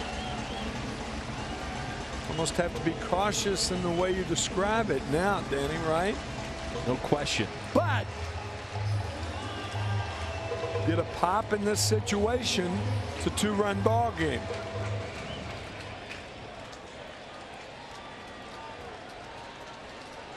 Bases loaded, one out. Ozuna at the plate. Ozuna, base hit into left. One run is in. Munoz held up. And the Cardinals have something going here in the bottom of 5.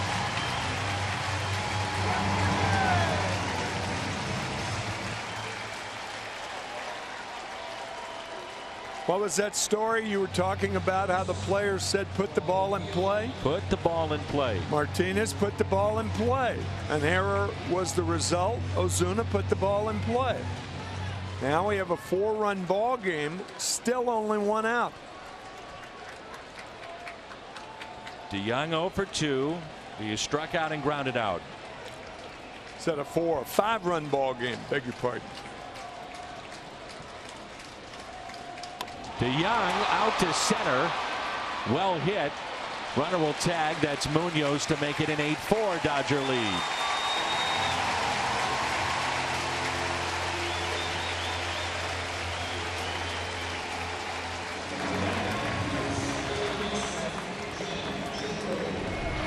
One thing the Cardinals can learn from this.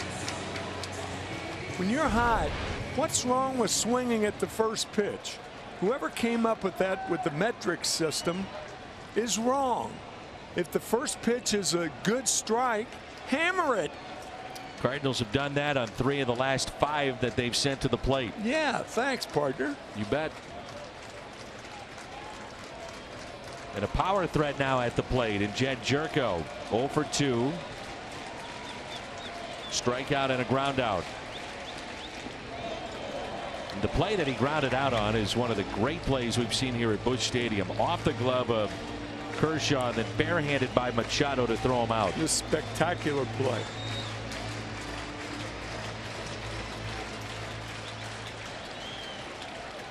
This crowd all of a sudden back into it too. Yeah. You really got back into it after the Tyson Ross home run. 2 balls, no strikes. Francisco Pena on deck.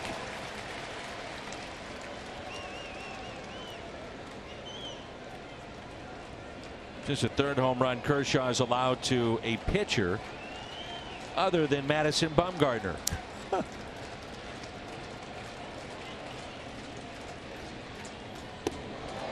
3-0. Tell you, normally you wouldn't do this, because even a 3-run home run, you're still trailing by a run. But I would do it here because Jerko is such a dominant fastball hitter. He's going to get a good fastball right here.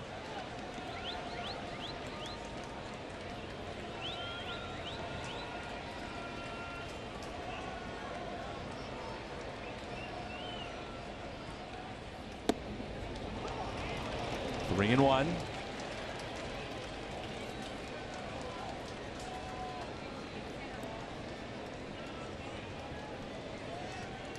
Awfully deep in center. That's Hernandez. And in left. A 3-1 pitch to Jed Jerko. Jerko out to left. A sinking liner. And it's caught by Taylor. All got started thanks to Tyson Ross, of all people. His second big league homer. It's now 8-4.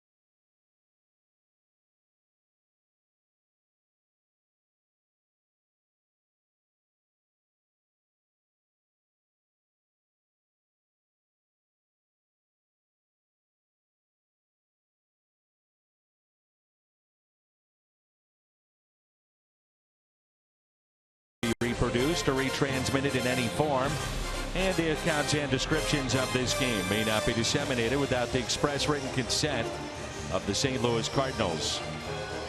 Cardinals are pretty good at bats there against Kershaw. Yeah. And Ross made it 8-2. Cardinals got a couple of more. He's done a nice job thus far out of the pen.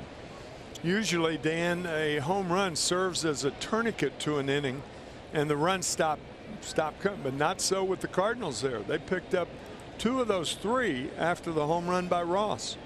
Here's Austin Barnes. In Kershaw's career, when the Dodgers score 8 or more, he's 39-0.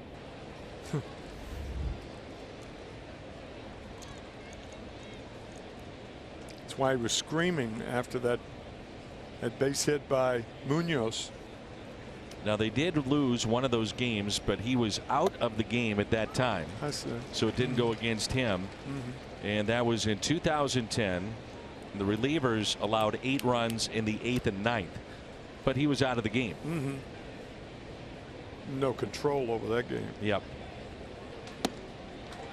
1 ball and 2 strikes.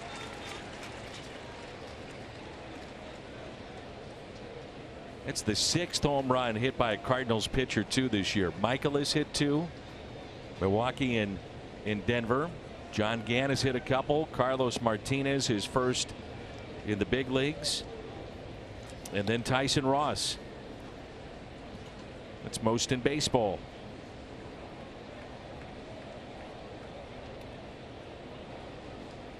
Six home runs lead the National League by the pitchers, and that's your Kubota power stats. And that's none by Wainwright. Usually in the past, if Cardinal pitchers have homered, Wainwright has been right in the middle of it. Yeah, right. Wainwright scheduled to go Sunday night. So Flaherty, Gant, and Wainwright scheduled in this series. 3-2 pitch to Barnes. Ground ball deep in the hole. DeYoung, tough play, and won't get him.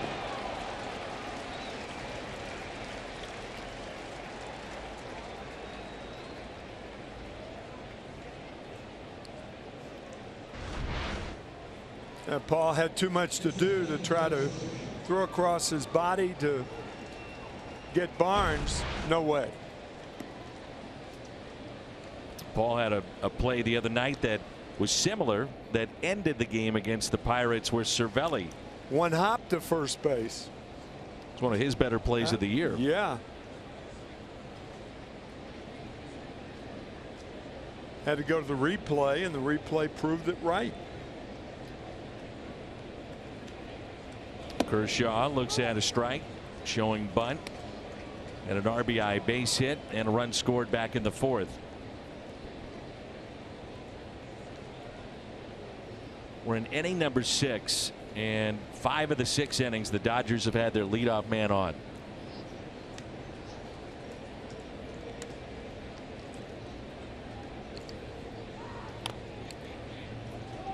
Nothing at 2.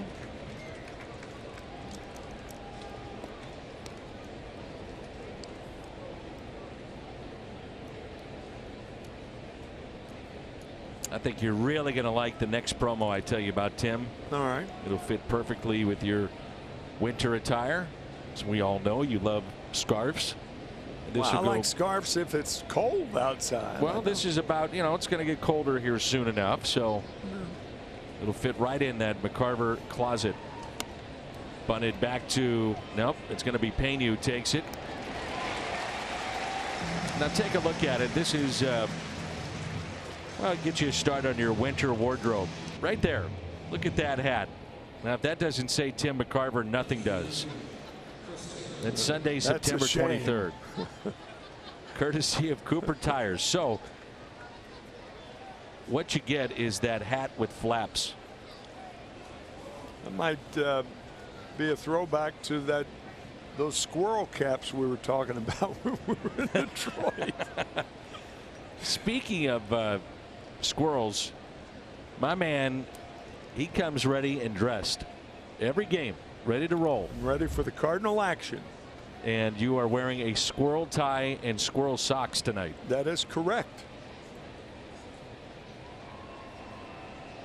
Now, did you pack that or did you have to go out and buy it? There goes a runner, and there is he out. Yes, he is. Caught stealing. Good time to do it, or try to do it. And it was done by the catcher, Austin Barnes. Looked like he had a good jump. The throw from Pena was perfect.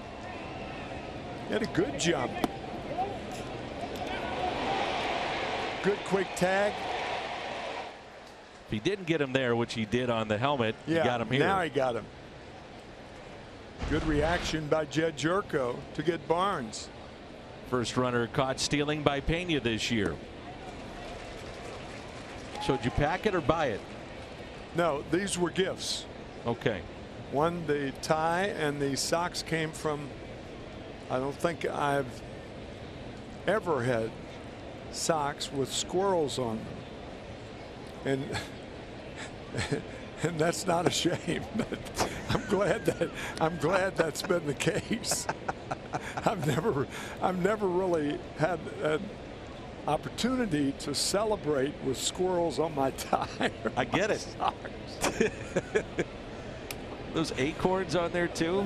Yes, everything's. That's a beauty. Could be a McCarver scarf. Could be the squirrel tie.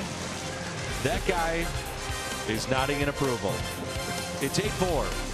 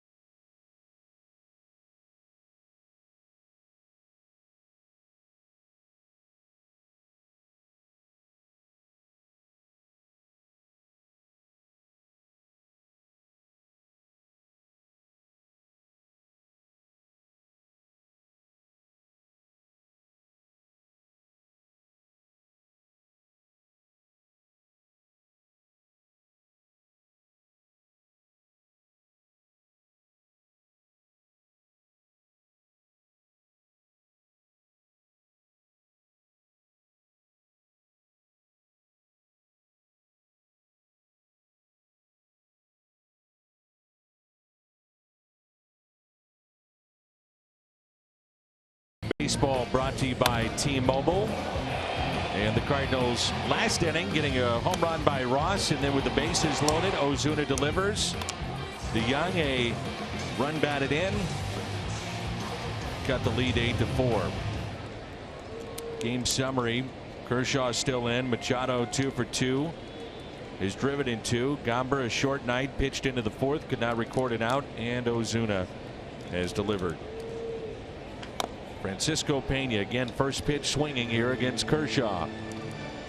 So Pena comes in for Yadier Molina, and at that time it was 8-1. So if you're just joining us and wondering why Pena, and you heard maybe that Yadi started, the thought process we believe with that Mike Shildt saying, look, don't take any chances. Kershaw on the mound down by 7. Get him out of there, get him ready to go tomorrow night. Makes all the sense in the world. Yep. Pena's done such a good job filling in for Yadi all year. It's no easy task because you're getting behind the plate, few and far between appearances. And Tim, you did that at the latter stages of your career. But mine was a regular routine of catching Carlton every 4th or 5th day. But still, not, you know, you're talking a routine of 4th or 5th day, but not the routine of what most baseball players go through, which is every single day. Particularly if you're a catcher. Yeah. It's a hard job. Backup catcher.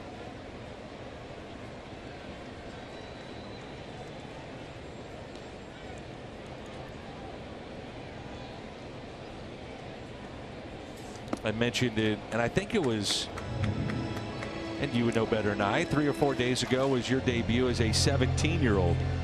Yes. Unbelievable. Yeah. I mean, that is truly remarkable. 17. Here's a 1-2. Hit to short. Machado with it, and he makes the play. I think one of the interesting aspects of Machado, and we've seen very good defense tonight. What do teams want? Do they want a third baseman, a shortstop? What does he want? Is it top dollar? Does he have to play a particular position? He wanted to play short this year, and we know he's an outstanding third baseman too. Those are all factors going into this offseason for him. I think defensively, he ought to get his wish to play short. And if somebody. That's a fair ball off the bat of Bader.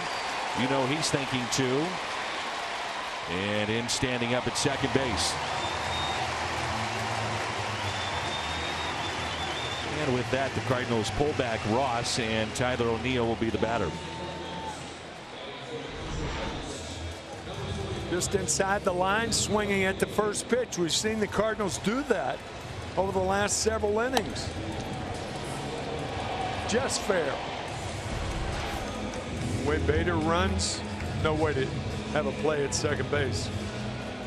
There were some that wouldn't even try to make it to second. No.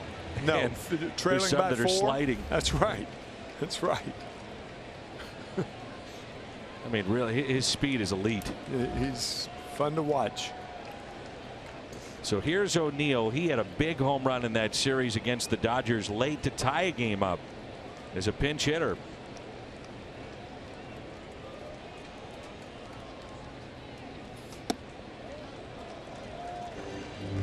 That pitch just a bit high, and you can see Barnes, the catcher, trying to have a civil conversation with the home plate umpire. Looked around just a bit and then kept talking.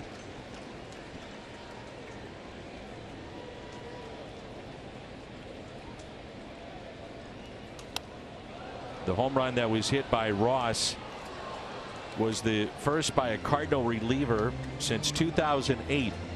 And I remember that night, Mark Worrell, and he did that in Washington in 2008 on the first pitch, and that was his first hit. That was when the Nats were in the old ballpark, wasn't it? No, new ballpark still. Yeah, they've just gone there.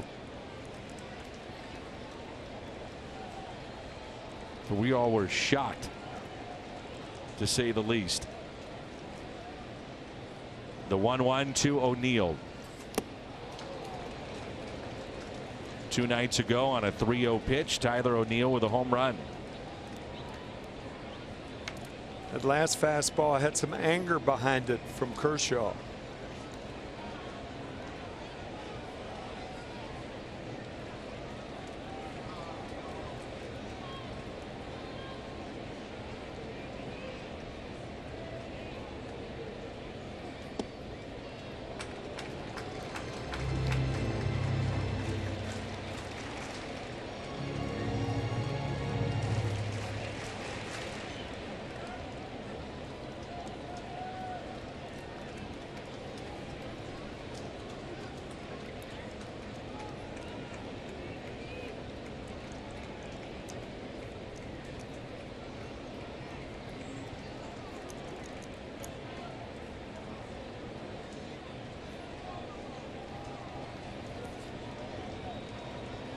Gets the sign he wants and a 2-2 pitch to O'Neill. Again, just a bit high. Got a curveball there. 4 runs ahead. He's going to get the fastball to hit here. You got to think that.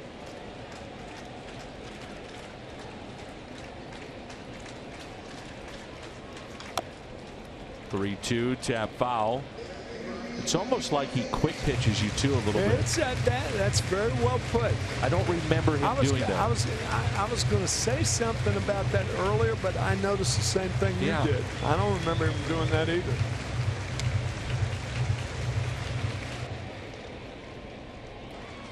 Pitch count at 85, and Kenta Maeda warming up in the bullpen for the Dodgers. He was very good against the Cardinals.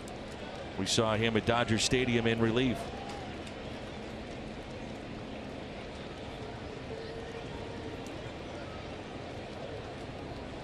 Good speed at second base for the Cardinals in Bader, and a 3-2 pitch. I think he was ready for it. Home running around park.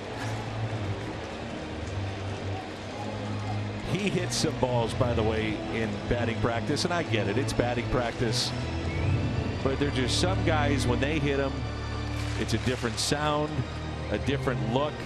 How hard he hits it. He is so strong. And when he barrels one, I mean, you better watch out. Now, the players even talk about it. In a room full of bodies that are professional, his stands out always. 8th pitch coming up here from Clayton Kershaw.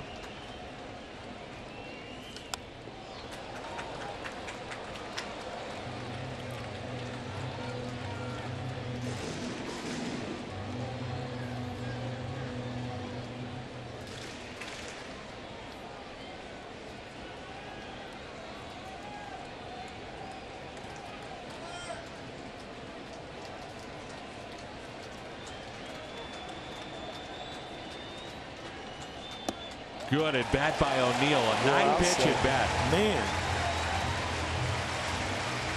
it's one of the better at bats he's had all year. The 9th spot in the Cardinals order. 2 for 2 with a home run and been on base 3 times. If you had said that before the game, that in the 6th inning, the 9th spot would have walked, homered, and singled, you would have thought the Cardinals would be ahead. Bet the ranch. Right. No chance. But here they are with runners at first and second, 1 out, and Carpenter at the plate. It's interesting here where Machado is talking to Turner. Yeah. I think he's telling him he's going to be behind Bader at second base, but he also could have said, hey, look to your left. Yeah. It was odd. It's good speed. First and second, 1 out. First pitch swinging. Carpenter pops it up left side. Turner over. Playable. Makes the catch.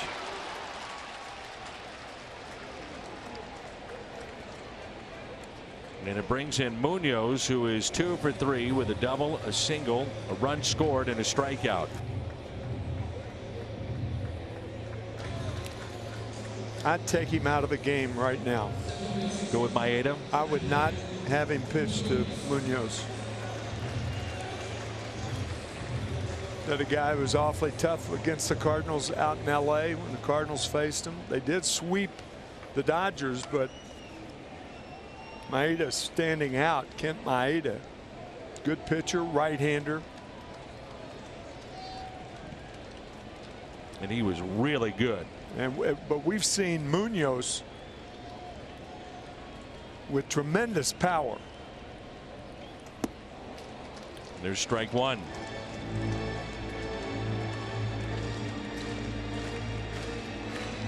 I'm not sure the Dodgers know how powerful a hitter Munoz is. I really am not.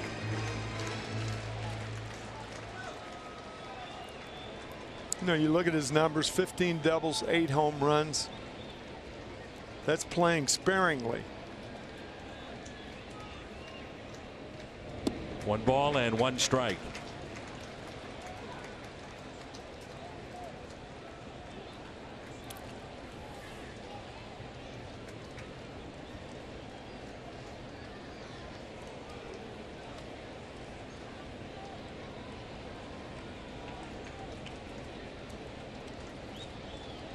And time called. We gave you those numbers before against some of the best pitchers in all of baseball, and Munoz, terrific numbers.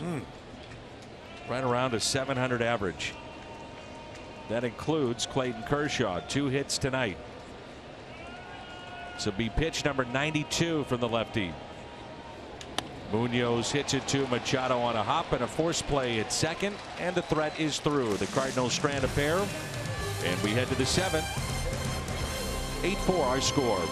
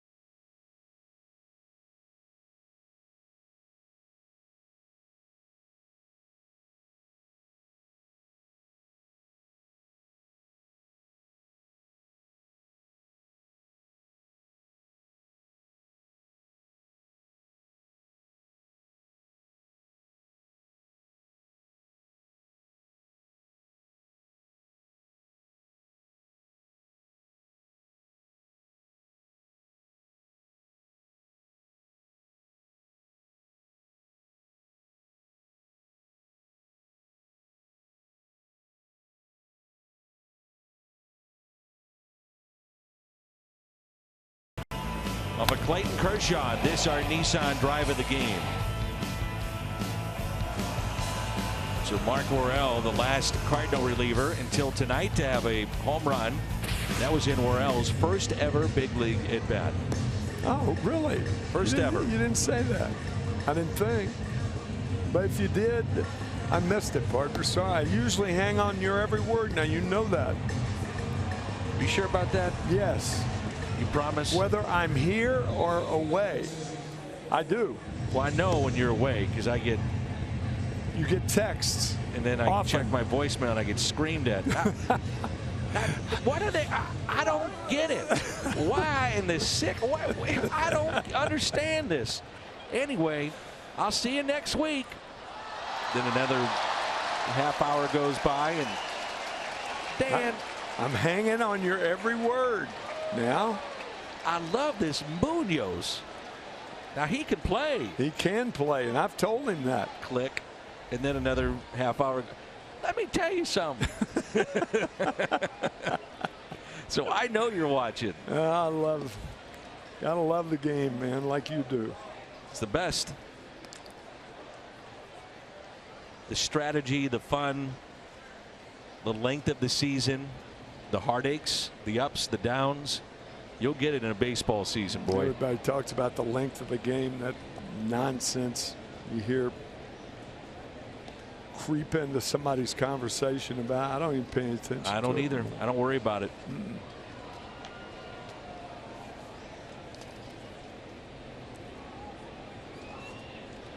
And as I've always said, you could go around the stands tonight and say, do you think this game's long?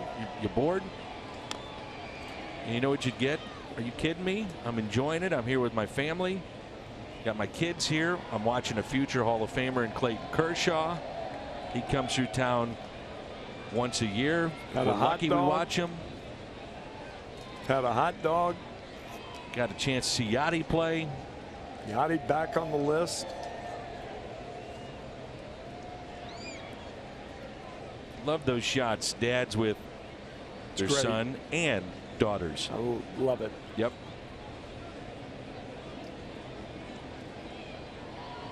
Two-one pitch. And a fastball outside, 3-1. I was 9 years old for my first Cardinal game. A Little League experience. The team, we stayed at the Melbourne Hotel, which is on Grand and Lindell. I'm not sure it's still there. I'm not sure a lot of things are still there. This is back in 1950. So you're going to Sportsman's Park. Yeah. Eddie Stanky was the manager. I think it was 50. Might have been 51. There's a strikeout for Brebbia.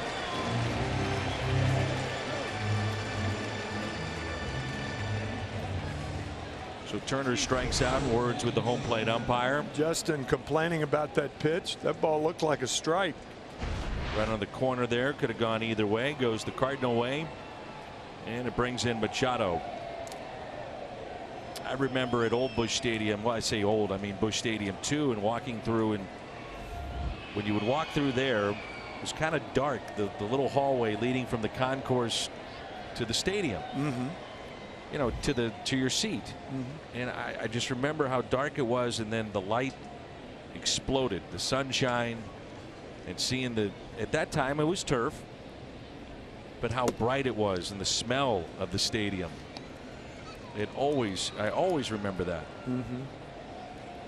And the vendors, and hearing the vendors. Yep.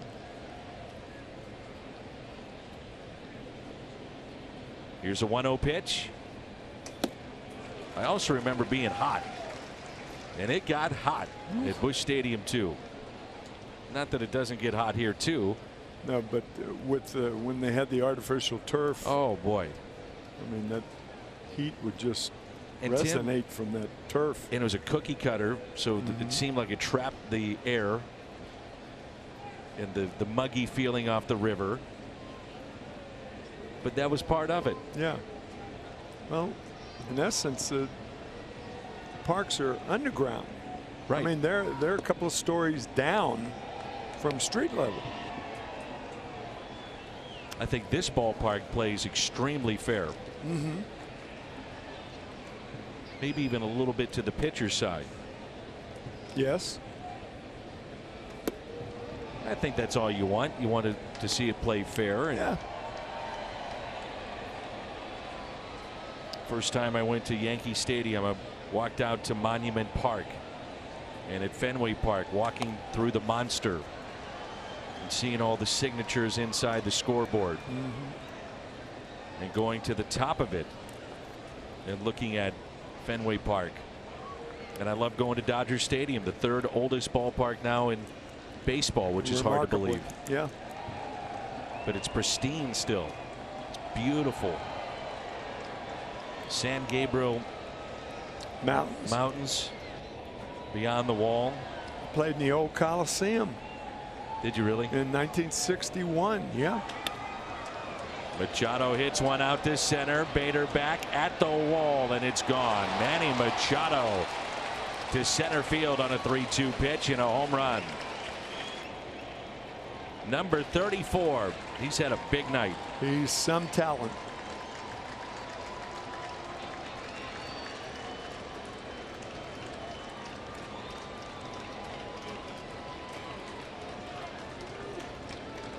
There aren't a lot of things that he cannot do on a baseball field.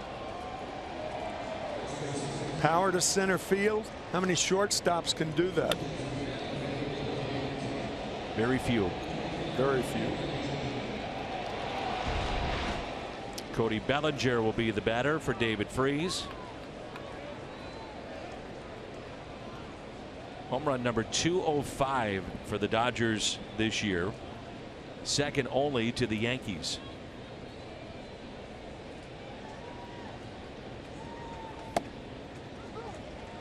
This Dodger lineup, boy, they've got some weapons. Bellinger coming off the bench.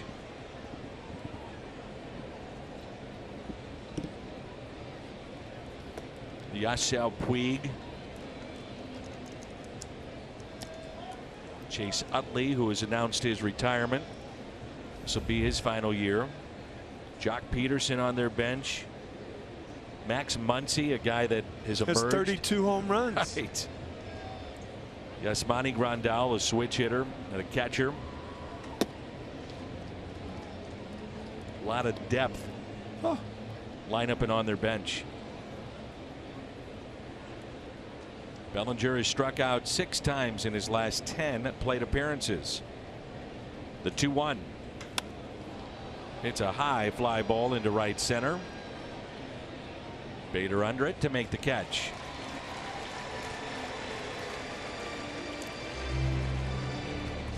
Want to buy or sell tickets at the last minute? Get the StubHub app and you can grab 100% MLB verified tickets up until the first pitch. Sell your extras to another fan. Get the StubHub app today. StubHub, official partner of the Cardinals.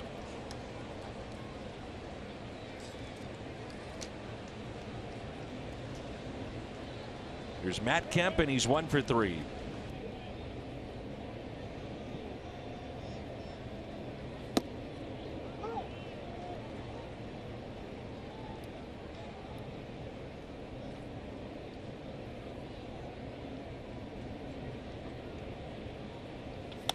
And a base hit out to left.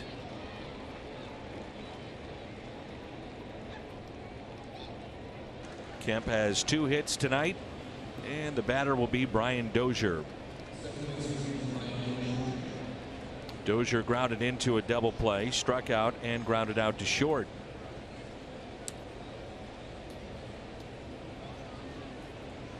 Are you still a fan, or have you ever been a fan of interleague play? Yeah, I like it. I bring it up just because I do like seeing the Giants and the Dodgers come through town a couple of times, or going out west a couple of times. And now, don't get me wrong, seeing Albert Pujols come to St. Louis next year, next June, it's going to be an event. Seeing the Yankees come through, or Boston, that's enjoyable. Some of the bigger names or bigger players that come through. But I do miss seeing the Dodgers more than we do. Into the shift. There's Munoz, and he makes the play. Dozier hitless in 4 plate appearances. Machado a home run to make it 9-4.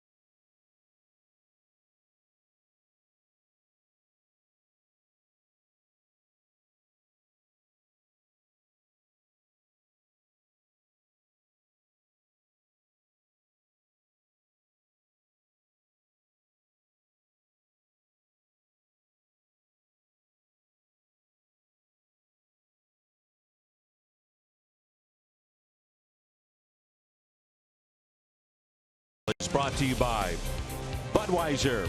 Wherever legendary MLB moments happen, Budweiser will be there. By Ford, going further so you can. Just a gorgeous night, the early start time. So we're in the bottom of the 7th, 9-4. And again, a reminder, tomorrow on the air at 6:30.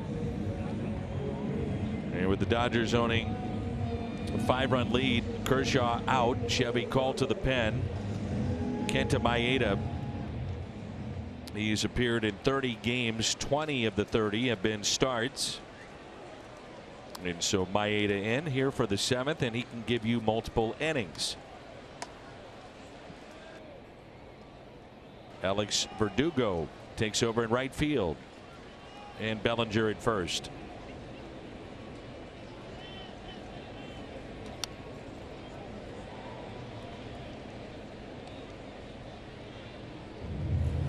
Well, you mentioned it earlier, Tim, that Martinez has been a little bit off, and the numbers bear that out with 18 strikeouts, 41 at bats this month for a guy that for the better part of the season, if he made an out, wasn't striking out. Might be a fly out or hard hit ground ball, but not a lot of strikeouts. It wasn't that trouble with the outside pitch.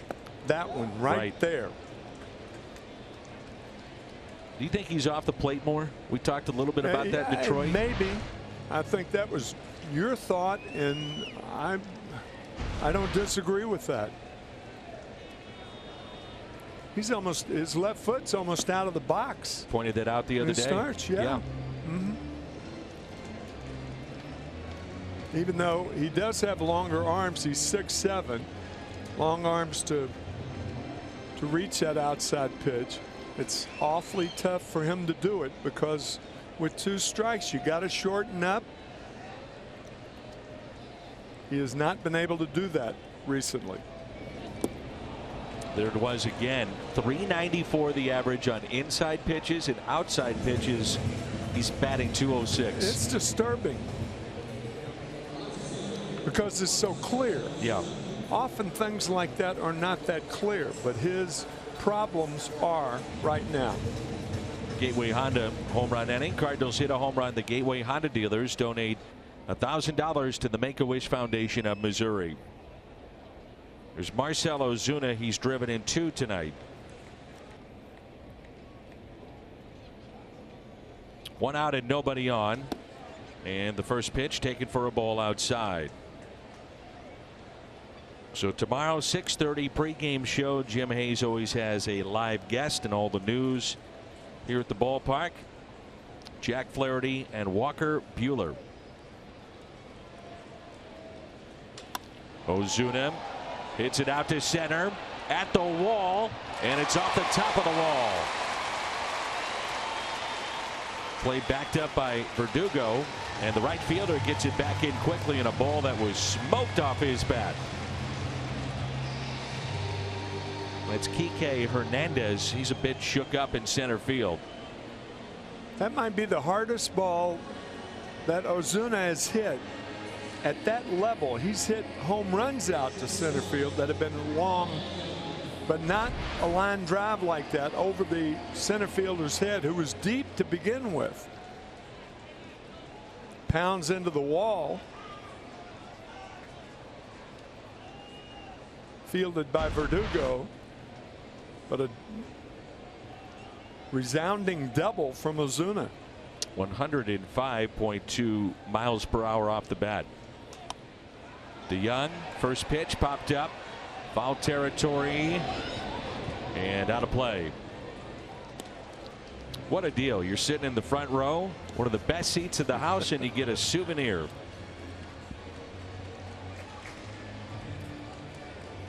Ultimately,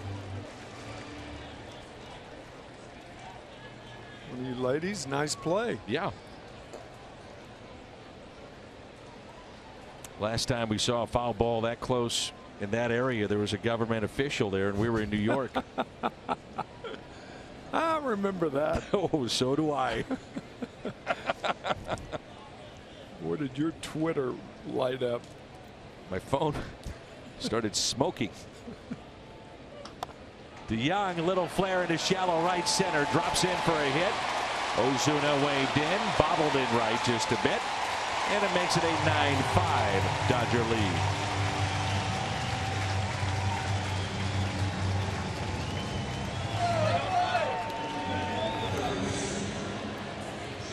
Ozuna tiptoeing around third base. Thought he might be held up, and that's off the end of the bat and an RBI. He had a good jump from second, running with the pitch. It's the one thing you could do as a base runner. But he did hesitate around third. I didn't catch that.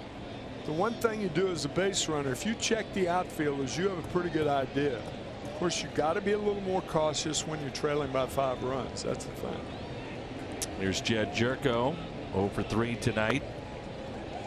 Crowd tonight 40,997, 40,997, and the Cardinals over 3 million for the 15th consecutive year. That's great.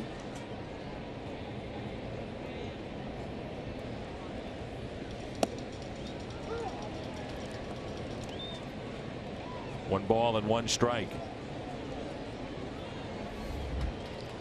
Lefty begins to throw in the Dodger bullpen.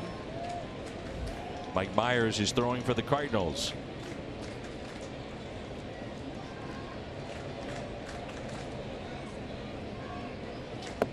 Been 23 hits combined in the ball game and a 9-5 Dodger lead.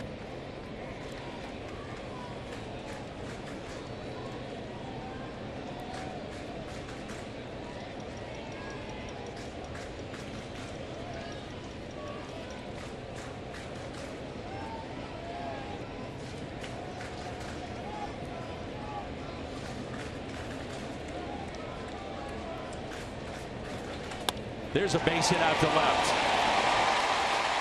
DeYoung to third. And out.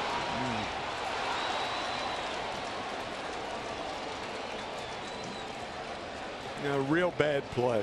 Paul hesitated. You're trailing by 4 runs. Got to take baby steps. Yeah, down by 4. You can't have that happen.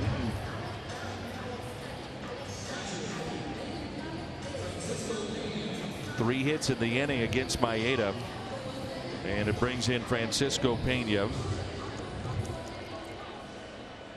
You're thinking about being thrown out at third right there. That erases the hit. Gives him an out, races the hit.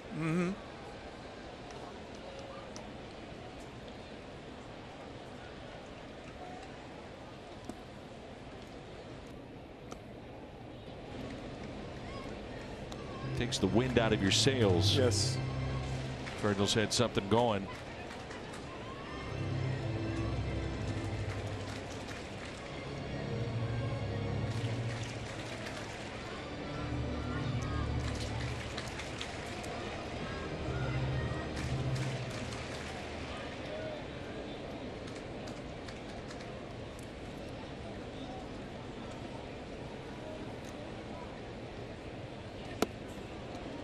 We've talked about it before, but baseball just an odd game.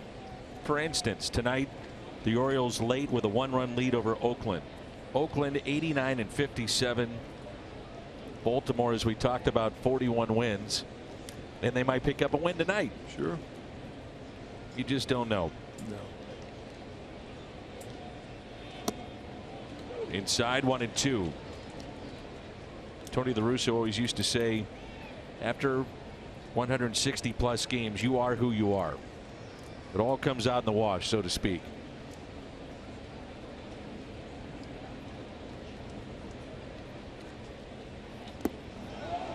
And he went. Pena strikes out. Cardinals pick up a run.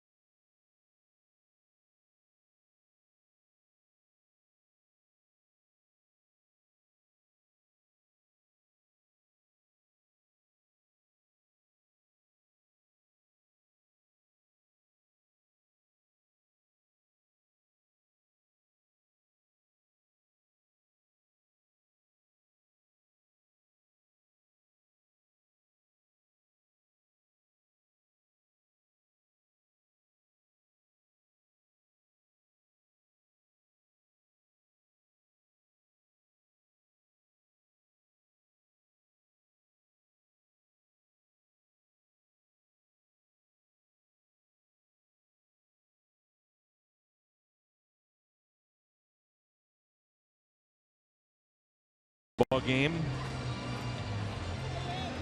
And our Chevy call to the pen, 9-5. You know, Mike Myers now, we know, Tim, he is a reliever. This is his role going forward.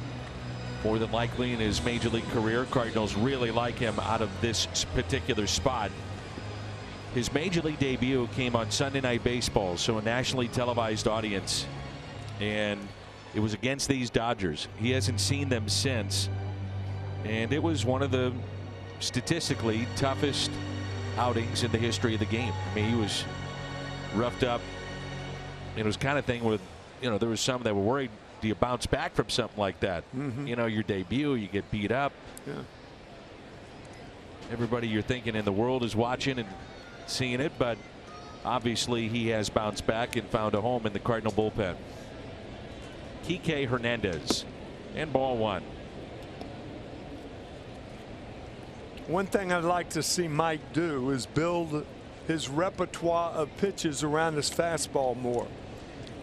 I mean, this guy can get it up to 98, sometimes 99 miles an hour. He's hit 100. It was 97 there, and that's not his best one. I'm not saying get rid of the slider, just saying be more cautious in using it as your out pitch. To me, it's still his fastball. Tapped off the plate, and a base hit for Hernandez. Nothing anybody can do about that. No.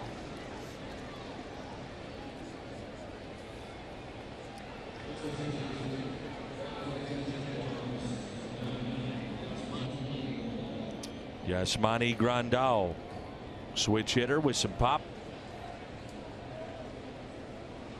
The Cardinals had a situation in the series against the Dodgers in LA. And this just gives you maybe a little idea of what goes into a manager's mind, Tim. And we talk about it and we say, here's a situation. Could go A, B, C, sometimes D, E, F. I mean, there are a lot of options. Sure. But at that time, he had 21 home runs and only 2 from one side of the plate, obviously 19 the other. And it was the home runs and the power from this side of the plate. And Mike Schilt went with Carlos Martinez, and we thought, why not bring in a lefty, force him to go to the other side? And Mike Schilt said sometimes you have to look at the numbers and they are telling, but you have to have a feeling that at times in your gut your guy is better than that guy or has a good night, has a good feel. And he said we knew that Carlos had a good feel for his changeup, and we felt that that would neutralize Yasmani Grandal. What happened? Change up, ground ball, get out of the inning. Doesn't always work, but it's not just. It's a method. Yeah, and my point is, it's just not cut and dry. Well, the numbers say do this. That doesn't happen all the time.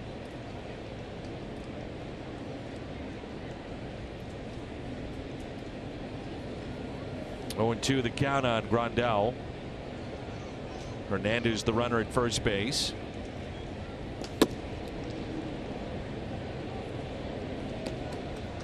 That's the one thing. Clearly the numbers don't dictate all the time. Right.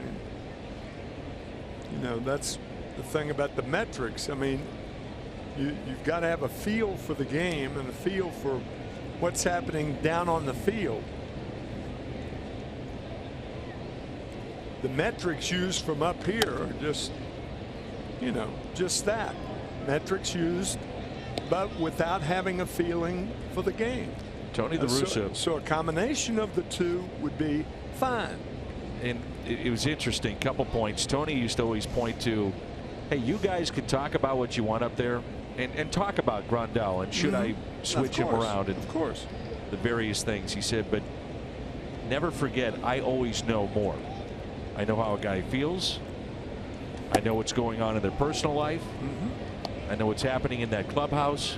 More, you know, you guys have a great idea. Put. That's great. But I've got a little bit more information as to why I make a decision. And Mike Maddox, in explaining analytics when he got to St. Louis, I said, are you an analytics-based guy? And he said, I don't frown from the analytics at all. I look at him all the time. There's a strikeout. And his point was, and I thought it was really well put, he said the analytics, more times than not for me, back up the eye test. A good example would be the guy has a good curveball. I'm seeing it as a good curveball. And then I go look at the spin rate or the break and look at the numbers that are there. And that backs it up what I'm seeing. It's just another way to look at it. And I thought that made a lot of sense. There's Alex Verdugo, took over in right field for the Dodgers.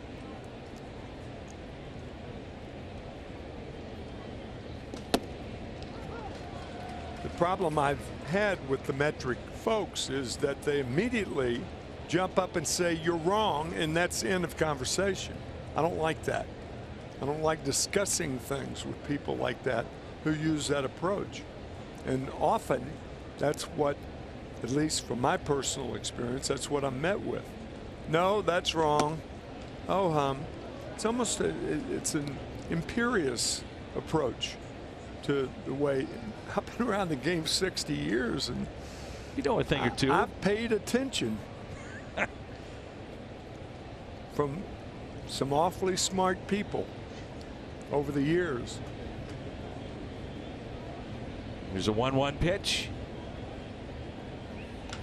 And a grounder that's a base hit into right. Hernandez will stop at second base.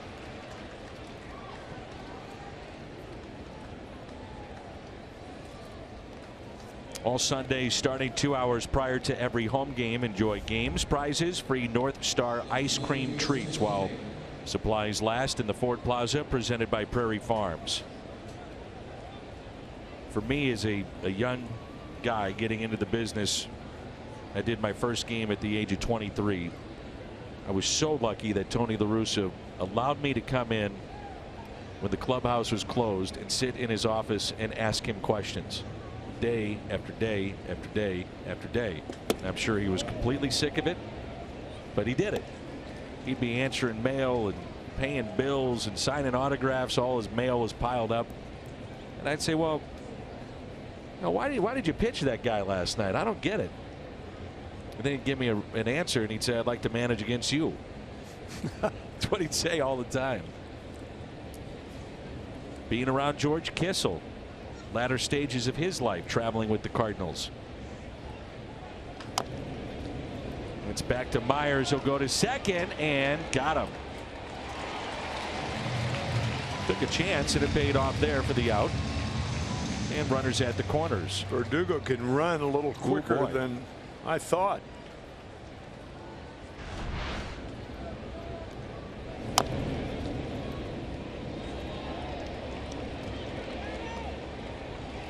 He used his 99-mile-an-hour fastball to get Verdugo. Now, you were taught by George Kissel. I just got the chance to pick his brain, which was an education in itself. It was awesome.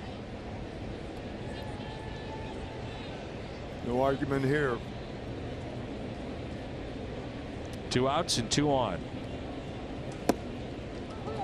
Tony La Russa wanted George with us and traveling, and really he would talk about George being such a great sounding board on decisions. What are you seeing, George? Why, you know, should I have done this? Should I not have?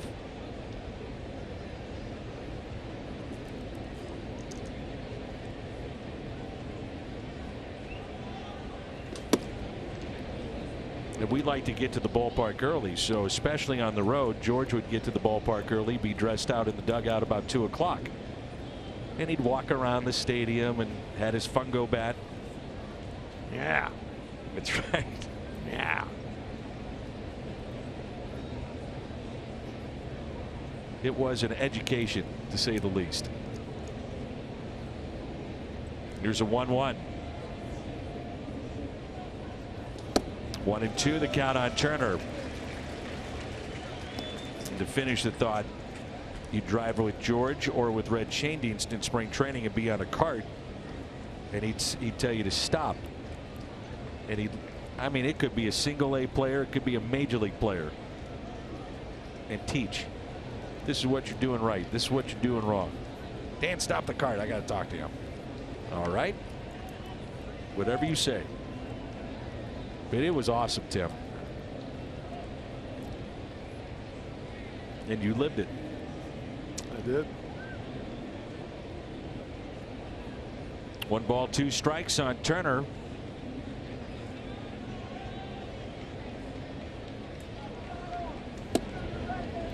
I did at the highest competition there is in the game. And not only that, but pennant winners and winning teams. There's a lot more pressure on, and don't let anybody ever tell you there's not. A lot more pressure on playing for a winner than there is on playing for a loser. That may sound simplistic, but it's really not. A lot of people don't know that because a lot of people never played on a winner. Did you feel the pressure in 67 and 68 to win with those teams and that collection of players? Well, you don't feel it. I mean, it's the pressure of everyday baseball. Yeah. Yeah, you feel, there's always pressure, but it's good pressure. Something you want. Something you crave. The strikeout for Myers. He strands a pair. We're midway through 8. You're and good the Cardinals at it. down. You're good at it.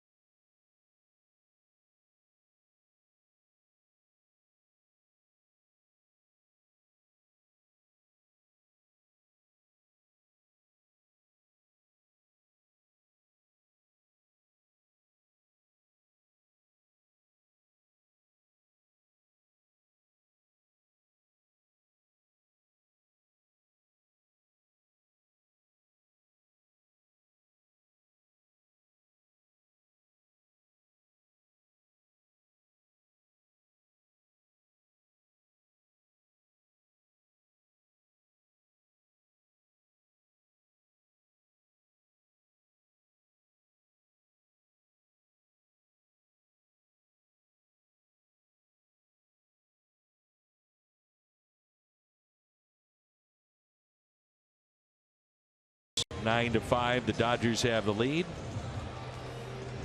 Maeda, his second inning.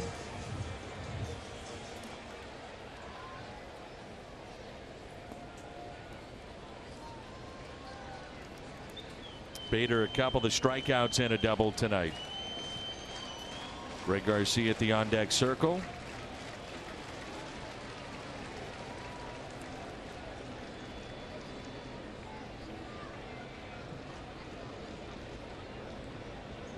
And the first pitch is strike.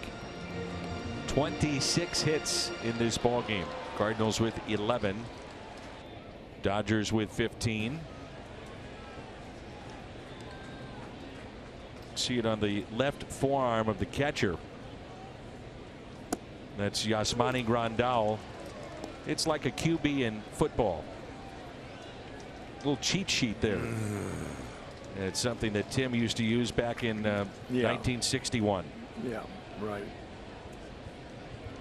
I mean, if a catcher has to look down at his left arm to see what pitch to call, he's not paying attention somewhere along the line.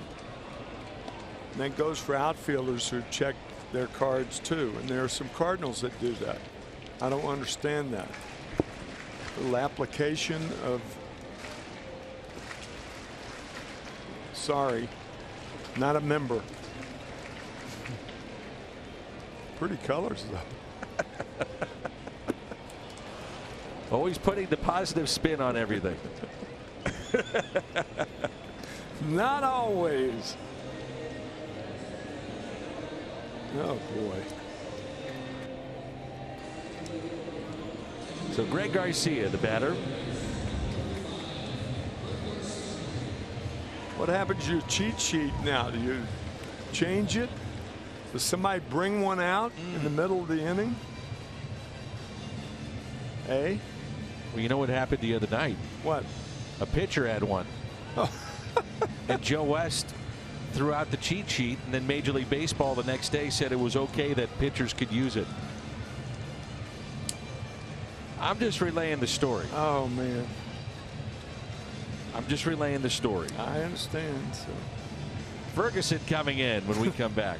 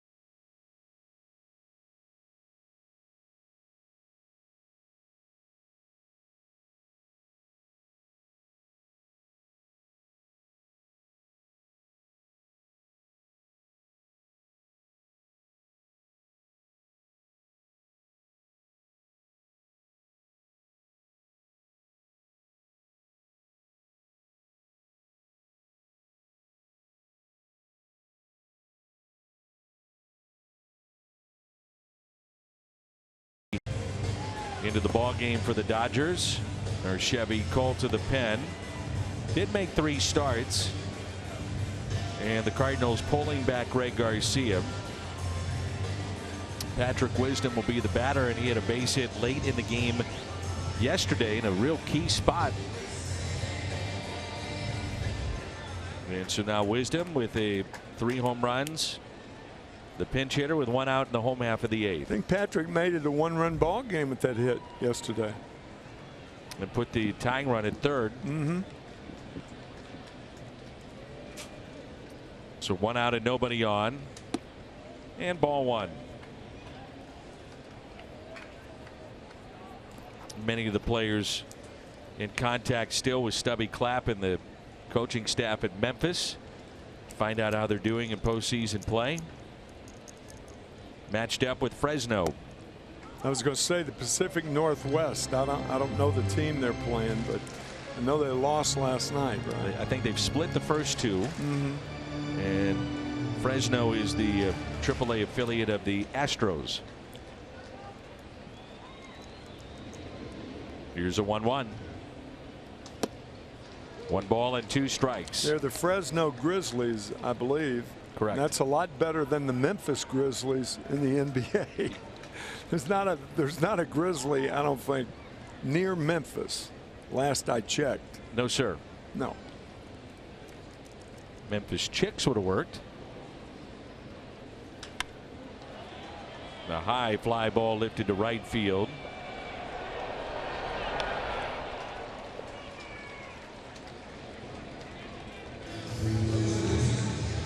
Watching the 2-0 while your friends go for the steal? We understand. Great Southern Bank. We're fans too.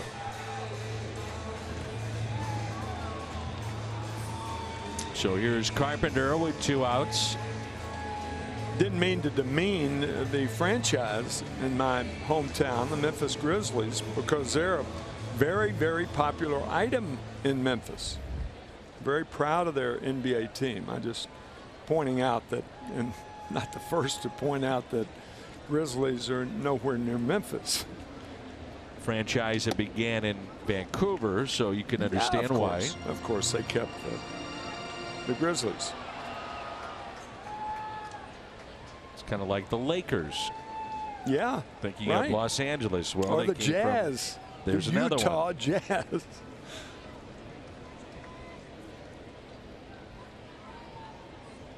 Here's the 0-1 pitch. Out of play, 0-2.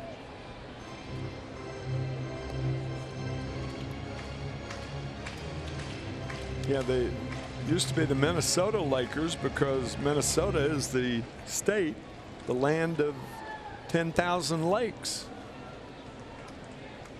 Hence, the Lakers.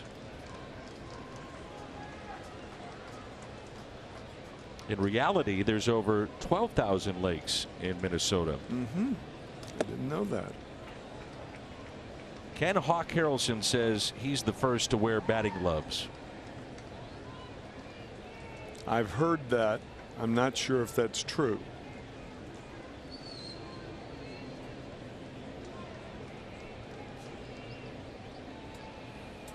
There's a 1-2.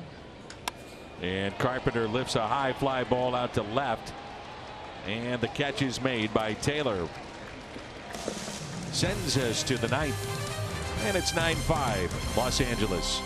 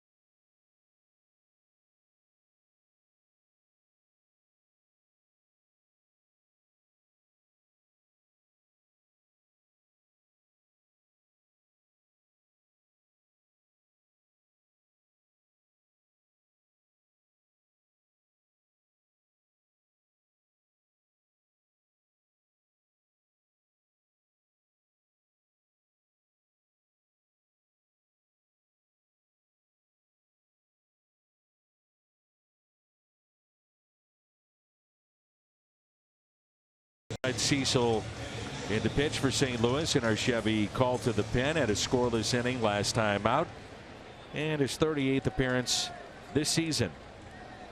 That scoreless inning coming yesterday against the Pirates.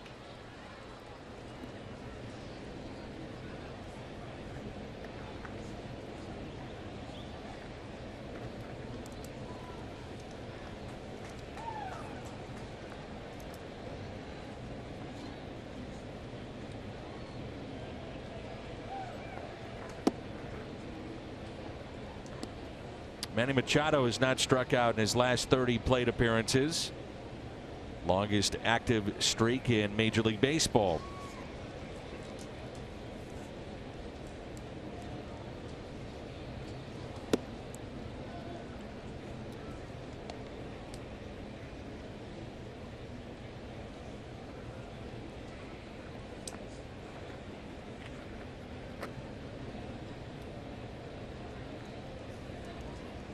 And the 2-0. It out of play, 2-1. Budweiser plays of the game. It's been a big night for the Dodgers shortstop. 3 for 3, home run, double, single, sac fly. He's driven in 3, scored 2.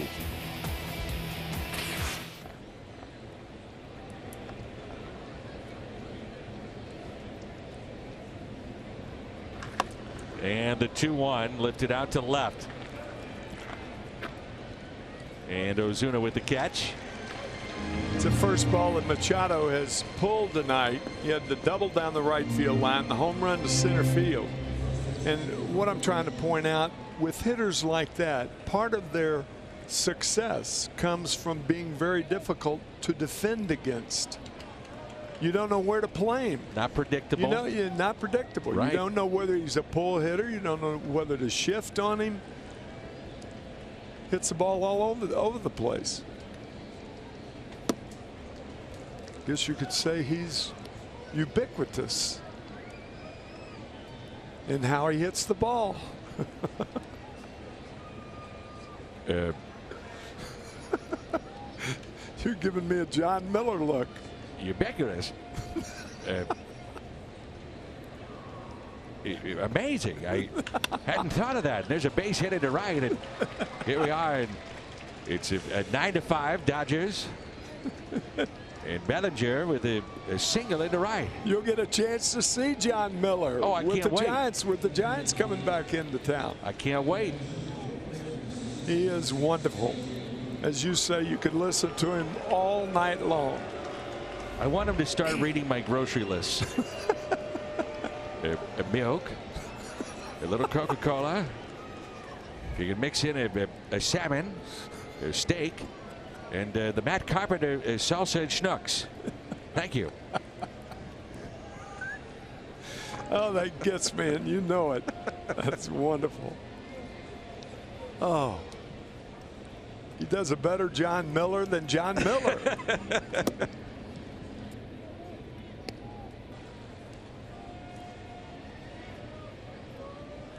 Impersonation is the greatest form of flattery, and we are both huge fans of John.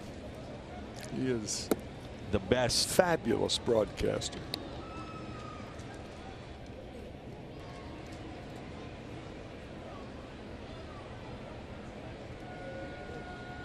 Always drops over to find out the latest on the Cardinals, always doing his job.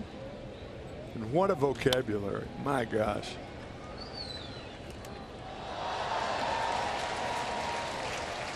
Such a nice man. Yes, he is. He's done all kinds of sports too. He did soccer for years in various sports and just knocks it out of the park. Always. And the 2-1 pitch to Puig. And a shallow right.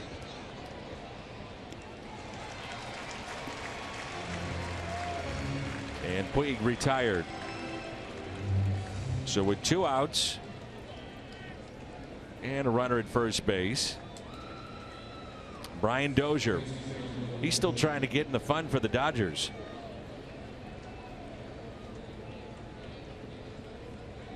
Dozier tonight is 0 for 4. Excuse me, Danny boy. Grounded out 3 times and a strikeout for 5 outs, 1 into a double play.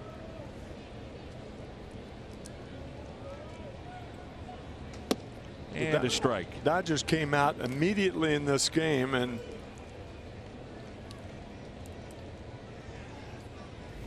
and ceded their land. They said, we're coming after you, and they did with the Cardinals tonight. Cardinals hope to, not that this game's over, Cardinals certainly hope to get behind on the heels of Jack Flaherty tomorrow night, though. Still 3 outs to go. It's 9-5 Dodgers.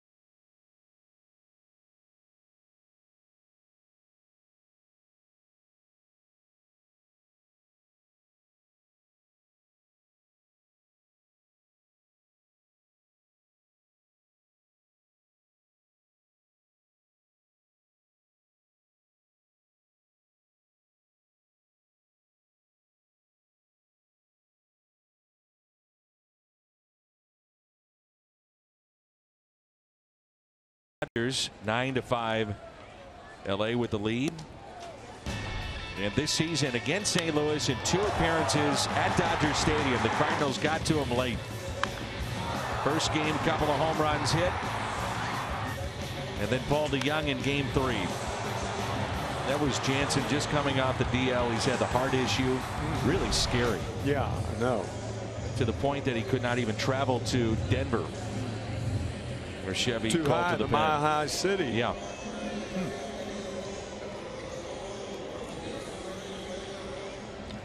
Former catcher, but the best reliever in the history of the Dodgers, who've had a lot of them. 264 wins, most saves in Dodger history.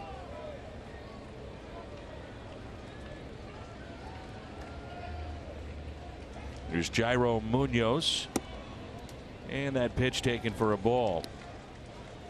The Dodgers pen is blown 27 leads. The 7th inning or later, 3rd most in baseball. 4 of those have been by Jansen. So 4-run lead, not taking any chances here, trying to get him right. And when he's right, boy, he's tough.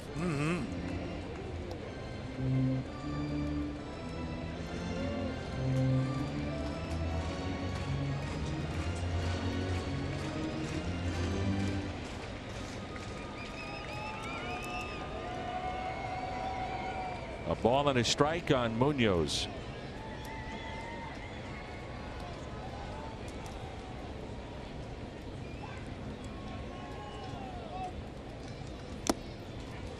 Dropping down to a knee, 1-2. That was a good cutter right there. That's primarily what he features, is that cut fastball. Got very, very strong hands. Cut fastball, of course, from a right-handed pitcher, cutting away from a right-handed hitter.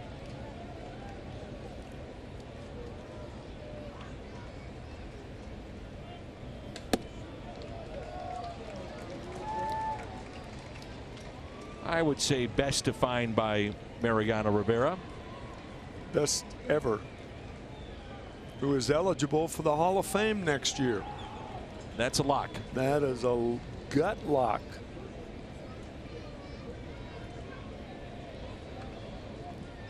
The 2-2. A real problem, as a matter of fact, is in Cooperstown. They're very, very concerned about the overload of Yankee fans.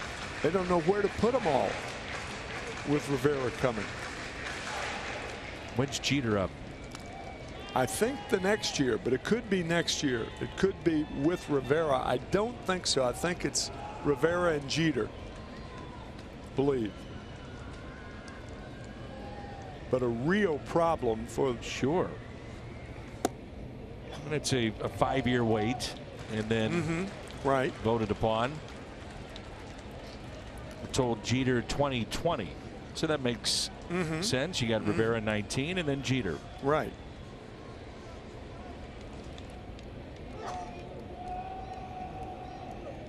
Three-two pitch, and a leadoff walk. It all started so innocently.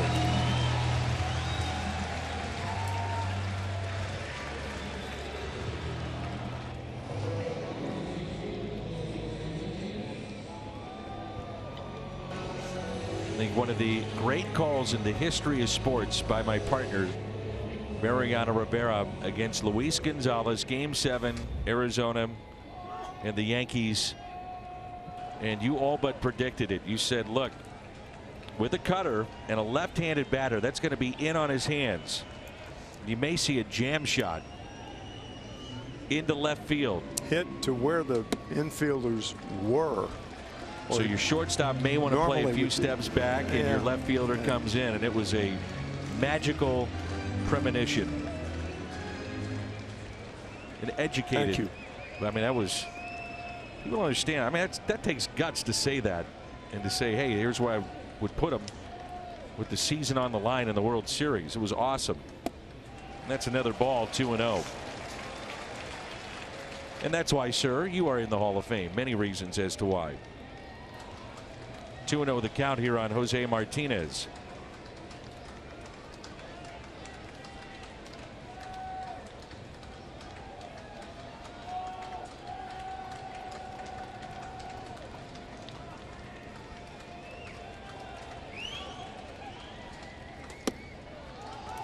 2-1. Talk about a left fielder who is giving a right-handed hitter all of everything to his right. That's the left fielder in your shot, folks. Ball in the corner. Munoz could score. Oh, yeah. Inside. I mean, he's missing by a lot on some of these pitches. A lot.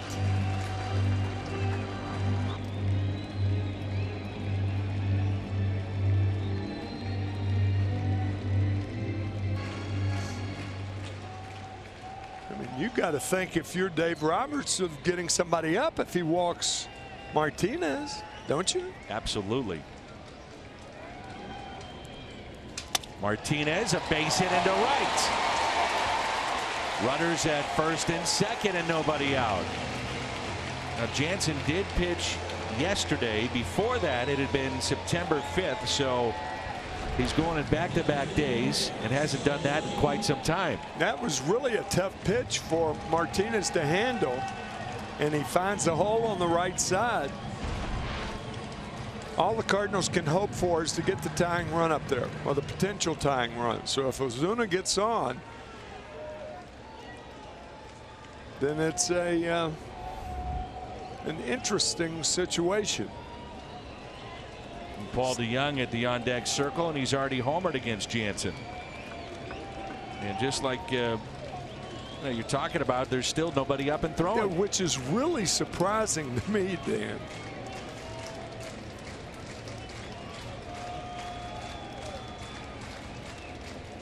Way inside. Talk about Ozuna. putting all your marbles in one basket. My gosh. Well, if he throws a ball here, I would think you have to get somebody up. You've got to get somebody up. Just to protect yourself. Yeah.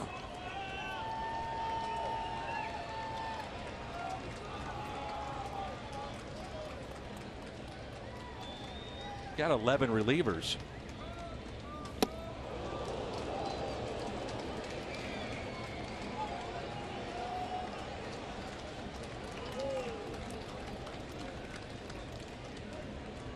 Ozuna 2 for 4 against Jansen.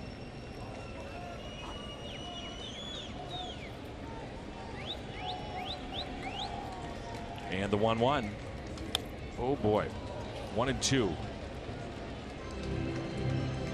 That cutter usually is breaking 6 inches with downward movement, and I'm not sure we're seeing that downward movement. No.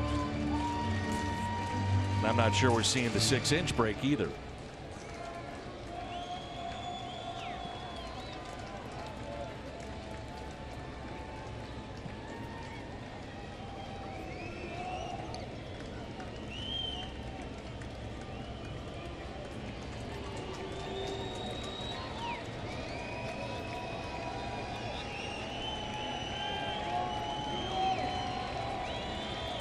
Ozuna steps away, 1 ball and 2 strikes.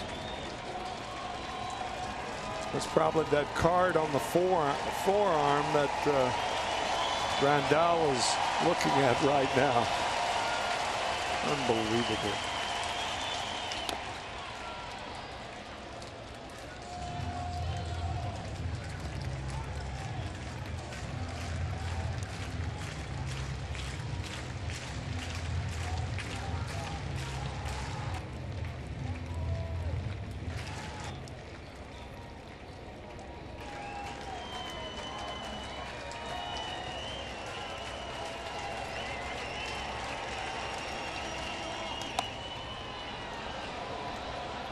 That'll find the seats out of play.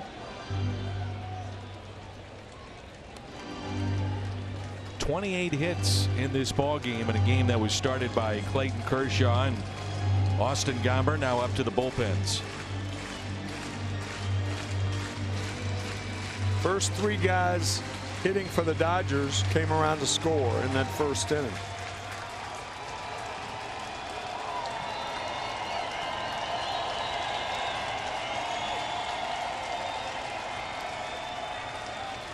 Time called again.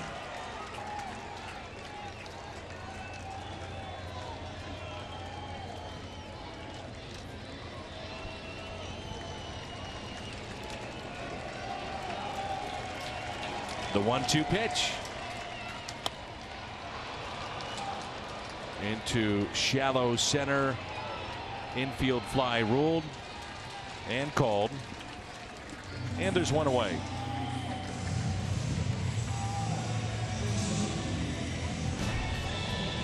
Paul DeYoung back in Los Angeles late August, and this home run.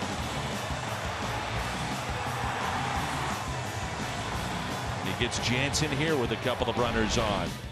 It was 10 pitches yesterday for Jansen. And the last time that he went in back-to-back games was early September, and now they want to talk it over.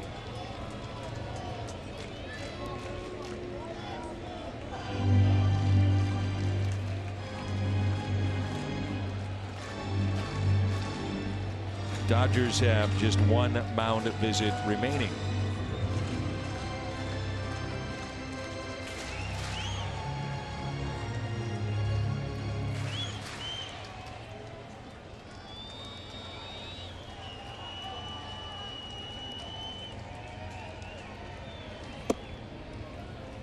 Jed Jerko at the on-deck circle. So a couple of guys that have hit homers this year against Jansen. DeYoung at the plate, Jerko on deck.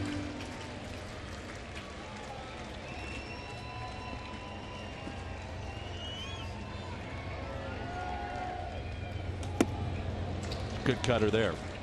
1 ball, 1 strike. That was his best cutter that he's thrown. Yeah.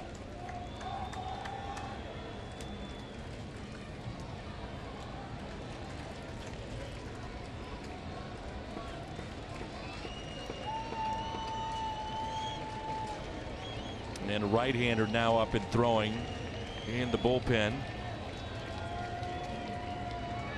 for the Dodgers. Let's hit out of play. Pedro Baez and the lefty Scott Alexander.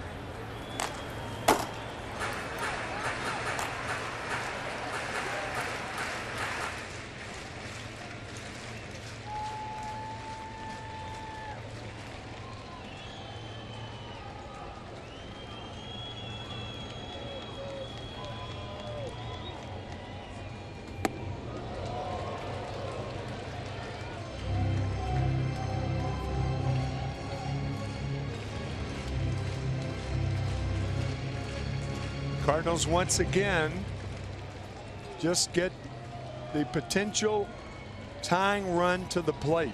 That's their aim right now.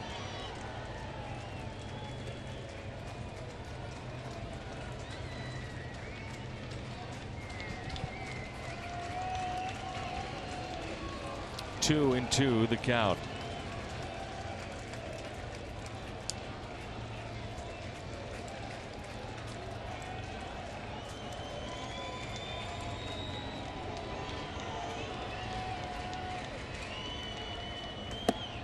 Three and two the count.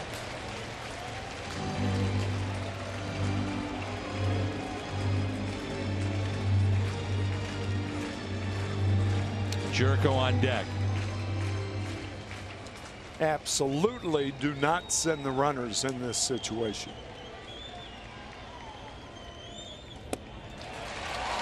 Oh boy. Isn't this something? Bases loaded. And now the tying run comes to the plate.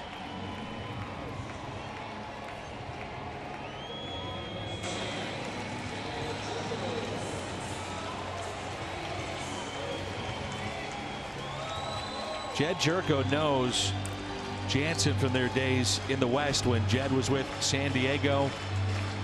I remember him saying it after the home run in LA. It's pretty simple. He's going to throw you a cutter. You know it's coming. Make the adjustment. And he's 5 for 12 against this right-hander with a couple of home runs. Hit it before it cuts. And a strike. Francisco Pena at the on-deck circle. You would have to assume the Cardinals would pull him back and go back to the bench. The game continues. Might see Big City. The 0-1. 1 ball, 1 strike.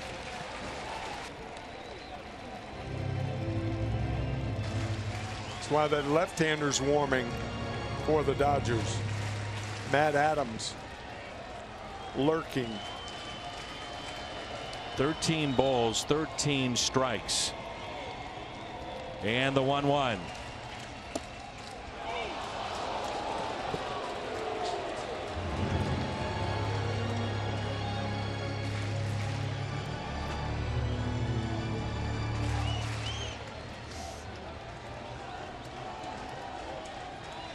They're all loaded up. A count of 1 ball and 2 strikes on Jerko. Slowly hit. Out there onto first. Throw gets away. And 2 runs will come in to score. It's now 9-7. Yeah, more importantly, the Cardinals have their potential tying run at the plate, and I'm sure Matt Adams will come out of there.